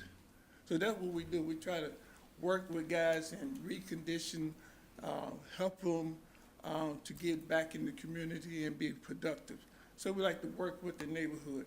That's like we did at 436 South Jefferson. Every year we do Feed the Homeless barbecue for the neighborhood, free barbecue. We always doing something, you know, working with the guys. So when they come in there, they coming out with a whole different type of mentality. They getting back with their families. They getting back connected with their children. They being productive. But over here at 430 South Clay Street, when we began to purchase the property, I did speak to upstairs to Paul Newmeyer and them about the purchase. And then when we did purchase it and try to move forward to the program, he said, this is what you gotta do. You gotta give a certain many amount of days, couple weeks out to send letters through the whole neighborhood. We did that. Matter of fact, he told me in 200 feet. I did 500 feet. I went everywhere. When I went around to the apartments, I'm looking in there, and there's about 6, 7 guys, alcoholics, sitting there in the lobby. They all hanging out. These the same guys was coming to the soup kitchen. You know, it's probably the same guy was hanging out at her house down there, but We don't have guys hanging out. There's a curfew. All the guys in the transformation house, they busy doing what they gotta do. Okay, I just want to keep, be sensitive to everyone's time. So this is your request Yes, for 46 units at 4:30, but it's for 46 units. This is, Right. we're addressing that tonight. Yes. So they've read it, you got the packet. And I just, there's a few questions that we have Okay. that lights on. So I just want to kind of take that before we debate this. So why don't we start with Alderman Stoyer? Thank you, Your Honor. Pastor Rico, thanks for coming in. I don't think we have any question about, the purpose of your group and what you're trying to do. You're to be commended for that, so we understand that. But I guess what I wanted to know is, when did you purchase the building? What date? we purchased the building, January the 1st. Okay. Another question or two. Do you feel that you gave the neighbors enough notice or in order for them to weigh in on this? Well, Yes, I believe so. okay, and when was that listening session? That was January 15th? Yes. Okay. I guess Alder Nicholson kind of raised this too, and I was just wondering, when you purchased this building, did you think that the conditional use permit would be approved without any resistance from the neighborhood? Well, every time we come in front, there's always some type of resistance. Right. Yeah. But I'm just saying that, I don't know if it's so much a trend, but that can happen sometimes where something is purchased and the assumption is that things will go through, but there's always that chance that there will be resistance. So Yes, just so yes. you're aware of that. Yes. So, okay, that's all All I right, have for now. thank you. All right, Alderman, thank you, Alderman. Alderman Scannell? Thank you. Questions for the pastor?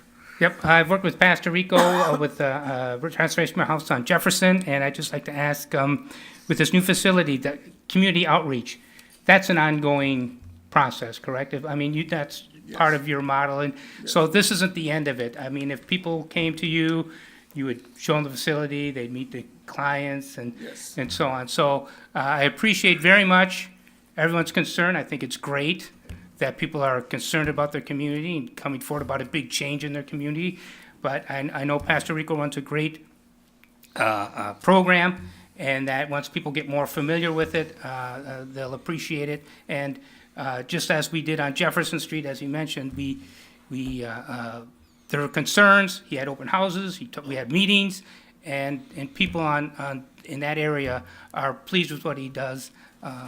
So I just wanted to make sure that everyone hears from you that this community outreach isn't over. That's right. Okay, thank you. I need to show of hands here. Who else? Questions for the Pastor Rico? Anybody else? All right, thank you for being here tonight. Anyone else wishing to speak to this item? This is the conditional use permit, rezoning, if you will, of 430 Clay Street. Just gonna ask a couple more times. Anybody else wish to speak to this? Anyone else? Come on. Yeah, no. So was I. Hi, my name is Conardo Johnson. I'm the Assistant Director of Transformation House and also one of the case managers. I just wanted to say that the program is very transparent as far as with the neighbors and the community and everything. And I like to say, like, as far as the property at 430 South Clay, as you've heard actually from a couple of neighbors and also at the Planning Commission about how there are some homeless already in the neighborhood, and one of them actually said, well, right now I don't allow my kids to go outside because of certain element in their neighborhood. That's where the Transformation House comes at. That's what we do, is try to come to those type of areas to help clean up that area and to bring those men that is looked upon as an element, quote unquote, that they can start to be more suitable for some of the things that you look for in the community, to be more productive parts of the community. They come through the program, then now they're sober-minded. They're no longer on drugs or anything like that. A lot of them have to go back to school, get their degrees, working full-time jobs. Now they become renters or leasers or buy a home, and, you know, all those things, and the funds from all that comes back to the community. So that's all I want to speak. All right, thanks. Thank you. All right, anyone else? Anyone else? Anyone else? All right. All right, there's a motion by Alderman Stoyer, second by Alderman Scannell to return to regular order. All in favor of that motion, please signify by saying aye. Aye. And those opposed, nays. Ayes have it. So we're back in regular session. I'm going to go back to Alderman Galvin. You had the floor. Thank you, Mr. Mayor. So going on, I was given that list of police calls for service at the old Transformation House. It's 140 calls for service with 20 reports. Now, when the department makes out a report, that means something happened that required pen and paper. It could be an arrest. It may have been a traffic accident. Don't know. And looking at many of these, they're listed as disturbances, you know, animal calls, miscellaneous, traffic stops. So I got a copy of all those calls, and I'm going through them to see how many actually really apply to the Transformation House. If a police officer pulls a car over, looks up, and he sees he's in front of 436 South Jefferson, he calls out, and it shows up on that list, and it has nothing to do with Transformation House. So what I'm going to be asking for is for this to go back to the Planning Commission. I have concerns in that if it shows that there's a lack of proper management, I think, and that's why we have all these police calls, and that is concerning for the neighbors, and I think the Planning Commission should consider that. I also have a question about the parking. Received an email today saying that there's some property disputes over who owns what property there. And if the one side is right, Transformation House would have 12 parking spots. If you have 46 individuals and employees working there, that's not enough parking if they have cars. And where are they gonna go? Can't have them parking on the street. I don't know of any lots nearby where they could go to. So these are all issues, I think, that have to be re-examined.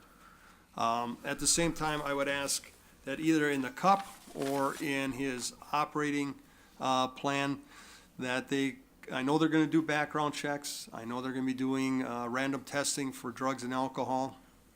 All commendable, but I'd like the background checks to be conducted such as they are at St. John's, where they have a relationship with the department and it's done on a daily basis.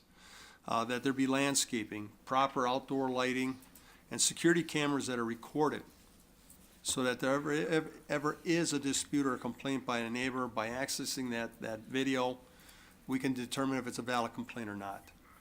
And once again, it'll either support what they're doing, or it'll help us realize that they're not doing what they said they would do, one way or the other.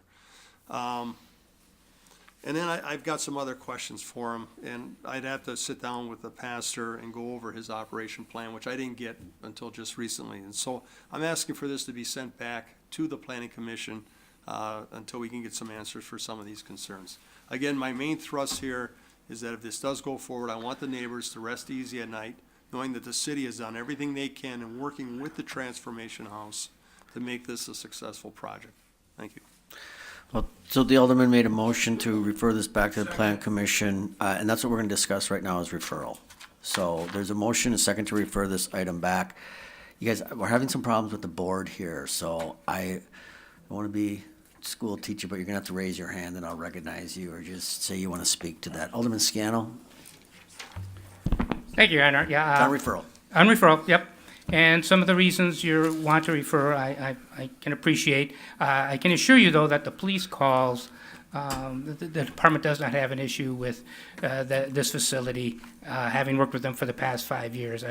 They are on Jefferson Street, right across from the St. John's Homeless Shelter, so there are a number of issues around that area.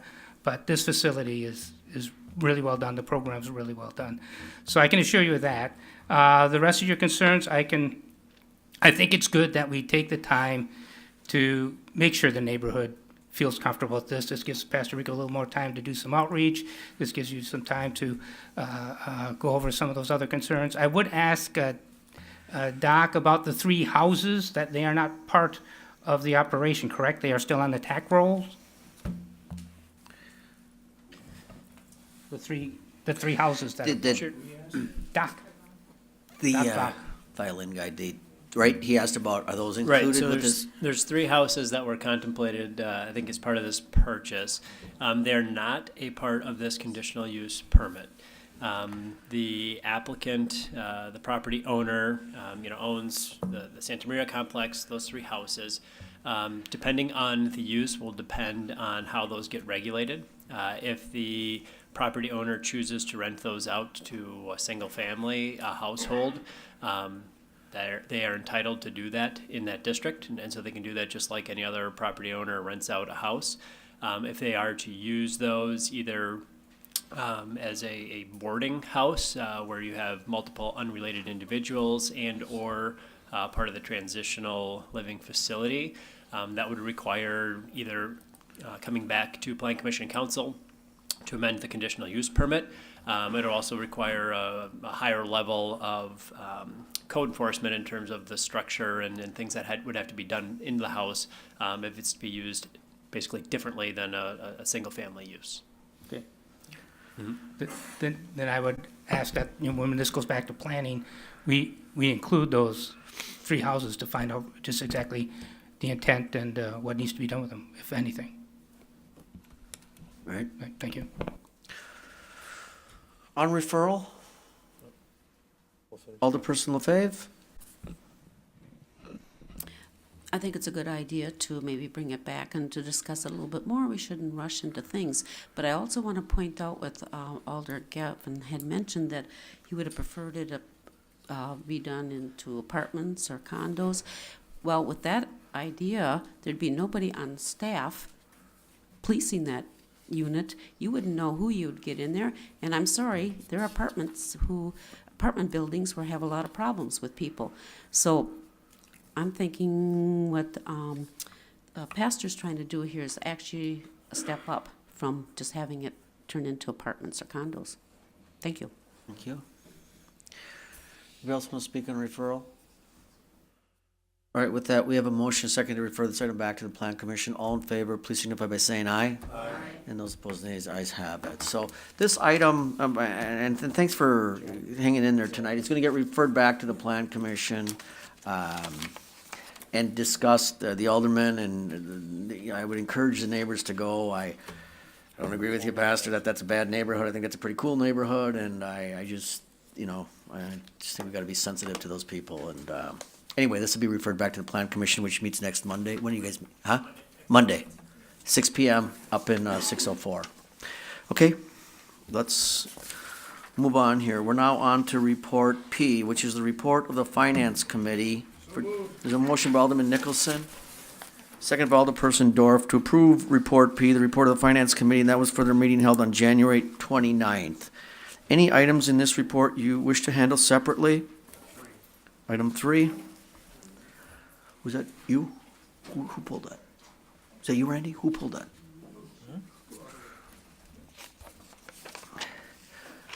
Okay, hearing none others, all in favor of the remainder of that report, please signify by saying aye. Okay, we got to get this, okay, there's a motion second to approve the report of the Finance Committee, items 1, 2, 4, 5, 6, and 7. All in favor of that motion, please signify by saying aye. Aye. And those opposed, nays. Ayes have it. All items have been approved, with the exception of item 3. What are your wishes regarding item 3? Motion to approve by Alderman Scannell, second by Alderman Stoyer. Alderman Weary. Thank you, Mr. Mayor. Just to set the table, right now, all claims over 5,000 to the maximum of 50,000 for non-automobile claims go through committee and to council, correct? So under 5,000, the committee gets final say.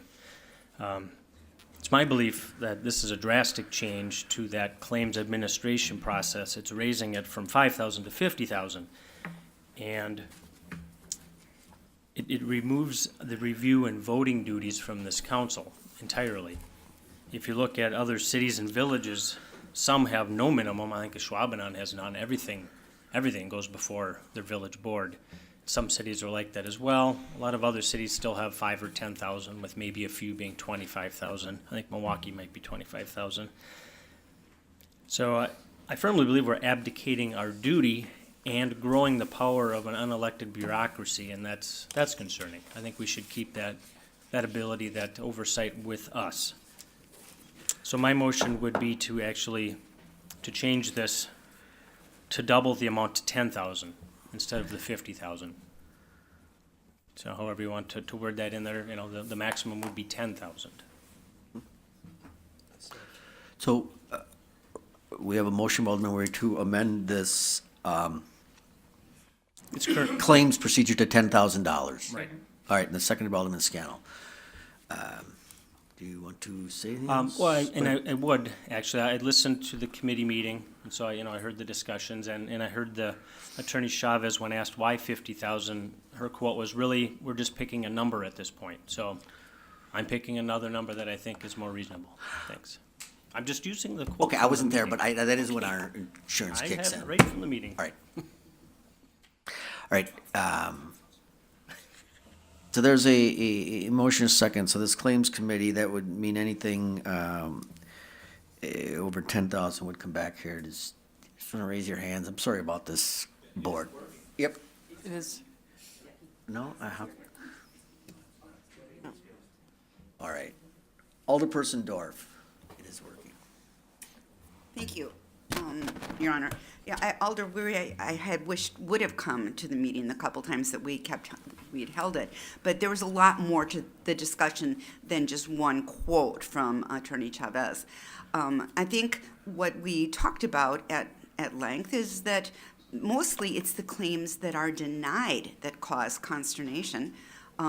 Mostly that is where the problems have come in, where we've talked about, wow, you know, it's unfortunate that certain claims have to be denied, that the insurance doesn't cover it, or that it's an act of God, or whatever. And so claims being approved really hasn't been an issue at all. And I would really like to ask Attorney Chavez to talk a little bit more about why the 50,000, and give that explanation to everyone at council.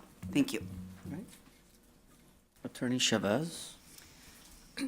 Sure. So the reason we went with $50,000 is because it reflects what the current limit is for claims other than automobiles, as Alderman Wery suggested. The reason we chose that number is because, unlike a lot of these municipalities, we actually have a claims committee that addresses this. We are expanding under this proposed ordinance the number of people, the number of staff who are participating in that. So a lot of these municipalities that have a much smaller number, they have either just their city attorney or a risk manager who's making these decisions. So having one person with that authority is really where that comes in. The second component of it is, when we first brought this forward, we were looking at increasing the number to follow with inflation. So $10,000 doesn't even get us to the inflation component, because I think this was enacted in the 90s. And so we're still looking at at a smaller number than we originally had, if we go with 10,000. In addition to that, if we are pulling 5 people's time, I don't think that it's really worth everybody's time to sit in a meeting and go through this process to bring it to you guys. We're doing all this work. We're wasting a lot of staff time, when that's something that we could disband the committee for and bring this to you guys to make those determinations. The last component of this is that we are getting a lot of claims where the items are just much more expensive. So now cars, anytime you have a truck, like these Super Duty vehicles, if we break a mirror, which happens a lot, we're looking at like $2,500 just to replace the mirror, because they've got a lot more components to them this time. So what we're trying to do is make sure that anytime we're going through this process, we are looking at just one, liability. We look exclusively, we don't look at the political issues behind it. We look exclusively at what the law says, and we apply it to those, make a determination as to whether or not it's something that would be approved, that would be subject to immunity or not. Anything that would be subject to immunity, we deny. Anything that isn't, that's when we make those recommendations to settle. And beyond that, so we have 5 people from the city. It's also including our insurance adjuster. So there's a lot of people who are actually putting their hands on this. It's not just me making decisions randomly. Alderperson Dorf, anything else? No, thank you.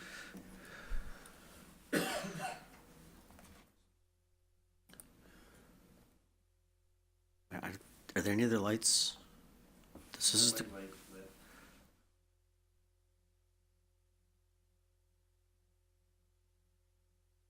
Yeah, I just, do you see his light? Okay, I don't see it, I'm sorry. I'm happy to recognize you.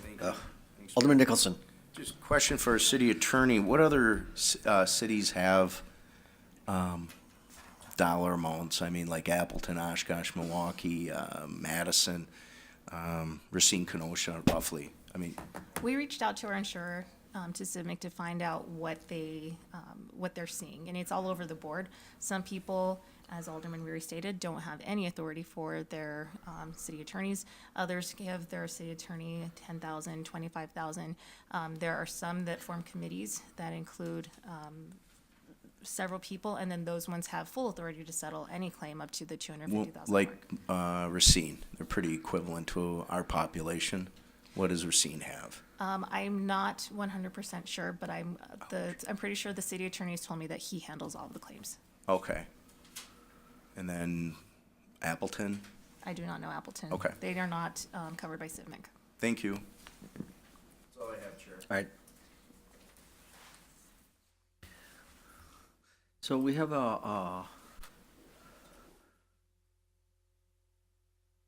why does, under speakers, it say Mike Koronic? Okay. You got a claim, Mike? Because we're gonna have one against you pretty soon. No, I'm just kidding. All right, so you were just testing the system. All right. That was a joke. I love Mike. We do too. Okay. Okay.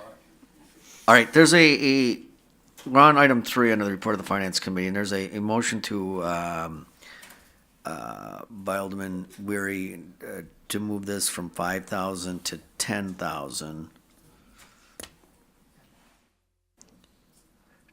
which would be the authority of the Claims Committee. Okay, use the board to vote on this. Yeah, it was. No, it wasn't. Look, hey, wait, someone called me chair before, and let's keep that in mind. It's that, am I right?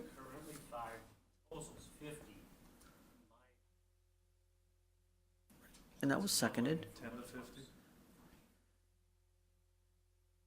Not 10 to 50. Right. Here, not 10 to 50. No. Do you guys, so this claims, right? We get claims all the time, and we, they come to you, but Vanessa has the authority to settle them under $5,000. And as Alderman Nicholson just said, there's communities that have 25, 50. 50 is when our insurance kicks in. So she said, look, at $50,000, that would come to the city council. Alderman Weary is saying, I think that should be 10,000 before it comes back. It's kind of an efficiency thing. It's, we did this in 1990. And I know who made the motion in 1990 that everything comes here. Even with inflation, we thought it should be a little bit higher, but that's what's on the table. I need you to understand this. This is kind of important. So we're looking to have the Claims Committee, which is a committee made up of Vanessa, Risk Management. Joe, are you on there? You're on there. Finance, to settle these claims, and then everything comes back here after 5 or 10,000. So are you clear on that? So the motion is for 10,000. We had recommended at Finance Committee 50,000. Yeah, go ahead. This is important. So the way that I'm understanding it is right now Vanessa can settle these at 5,000 or less by herself. No, the Claims Committee. So there still is a committee. Correct. So the only thing that's changing with the proposal that we have in front of us is to go from, notwithstanding Alderman Weary's amendment, but it's to go from 5 to 50,000. There are a few additional changes, including adding 2 more people to the Claims Committee, so we'll go from 3 people to 5 people. And that's the clarification point that I want to get, because we're amending the proposal that's in front of us. So we'd be with the amendment going to 10,000 and still adding 2 more people. Correct. Which, okay, I just want to be clear on that.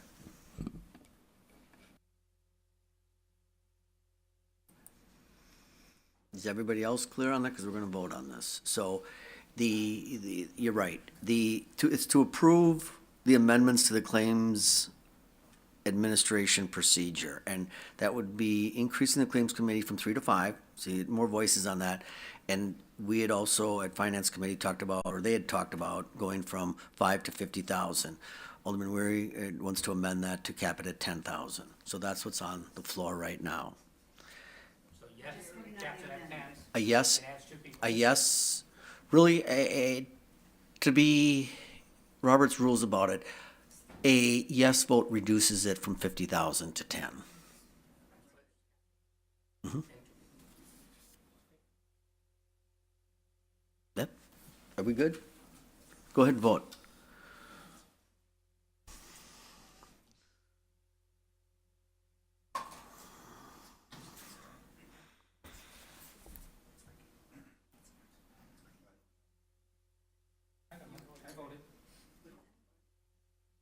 Vanderleest, Mr. Weary. Computer's not working, I vote yes.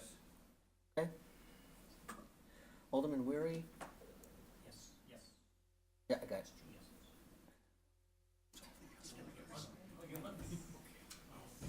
Who was that?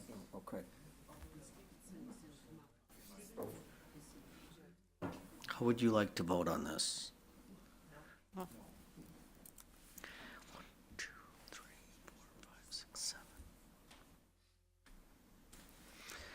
All right, so that motion fails on a vote of 7 to 5, or 5 to 7. So we're back to the original motion, and that's to approve the amendments to the Claims Committee. Can you use the board on this, please?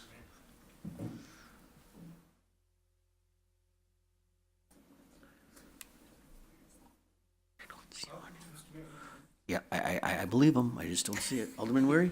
Thank you. Thank Okay. you, Mr. Mayor. I would make a motion then to make it 25,000. I believe that equals Milwaukee. It quintuples what we have right now, so the motion would be for 25. All right, and that's, a motion by Alderman Weary, and that's seconded by Alderperson LaFave to change the dollar amount from 50,000 down to 25,000.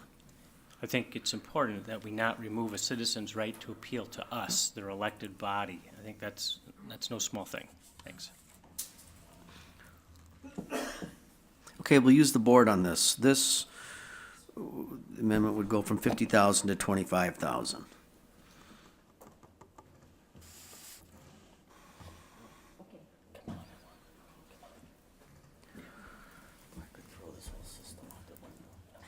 Oh, man. You didn't? I'll vote for you.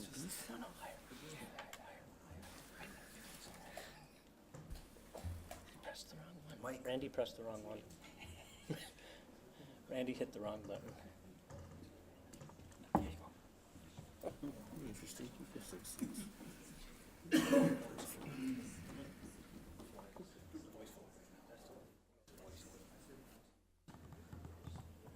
Mayor, mine will be a voice vote. Yes. Did you vote? Didn't ask me that. Only speak if spoken to. Alderman Weary, if you could vote on this? Aye. Yes, okay. So that approves this motion by a vote of 7 to 5.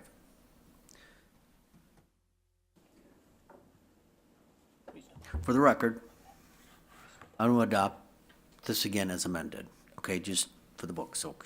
All right, the motion by Alderman Weary, second by Alderman Scannell, to adopt item 3 as amended. All in favor, please signify by saying aye. Aye. And those opposed, nay. Okay. So we're going to move on to report Q, which is the report of the Park Committee. All right, there's a motion by Alderman Nicholson, second by Alderman Scannell, to approve the report of the Park Committee for the meeting held on February 13th. Any items in this report you wish to handle separately?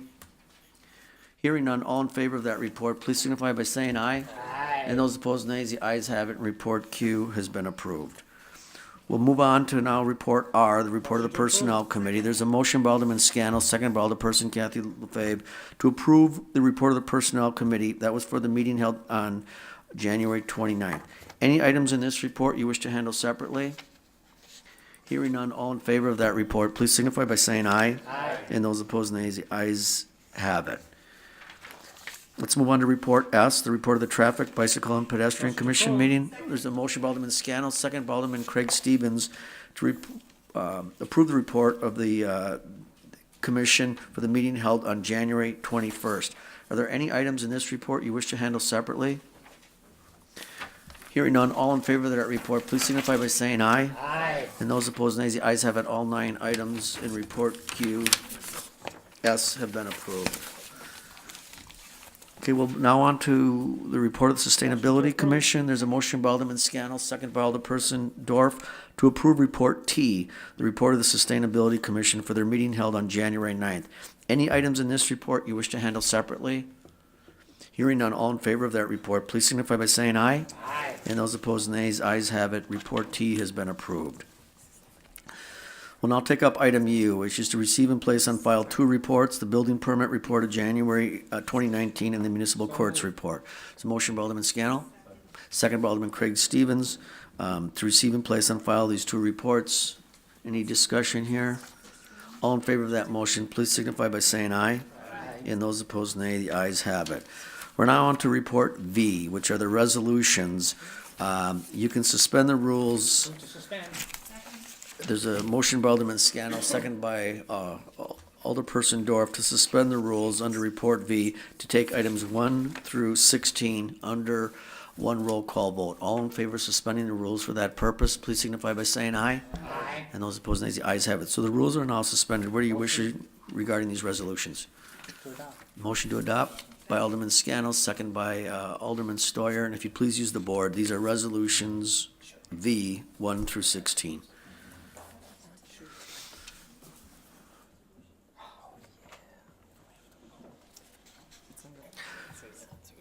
Okay.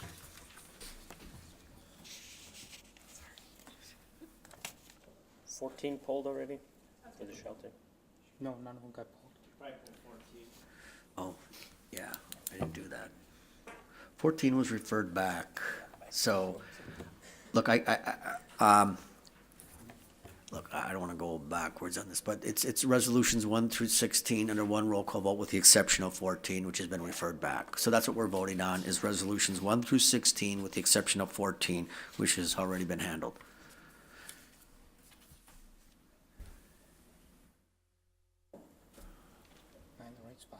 Mr. Mayor? Yeah. Could be recorded as abstaining on 13. Okay, so those resolutions pass unanimously with the notation of Alderman Johnson abstaining on 13 and 14 being handled separately.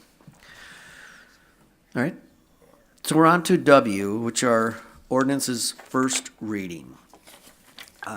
Before we adopt, this is 1 through 7. Let's note right now that General Ordinance 20-18 is amended to $25,000, right? We already talked about that, we voted on it. So, entertain a motion to advance. For 1 through 7? 1 through 7? There's 11. There's 11. I mean, 1 through 11. 11? Okay, motion to suspend? Motion by Alderman Scannell, Second. second by Alderman Weary,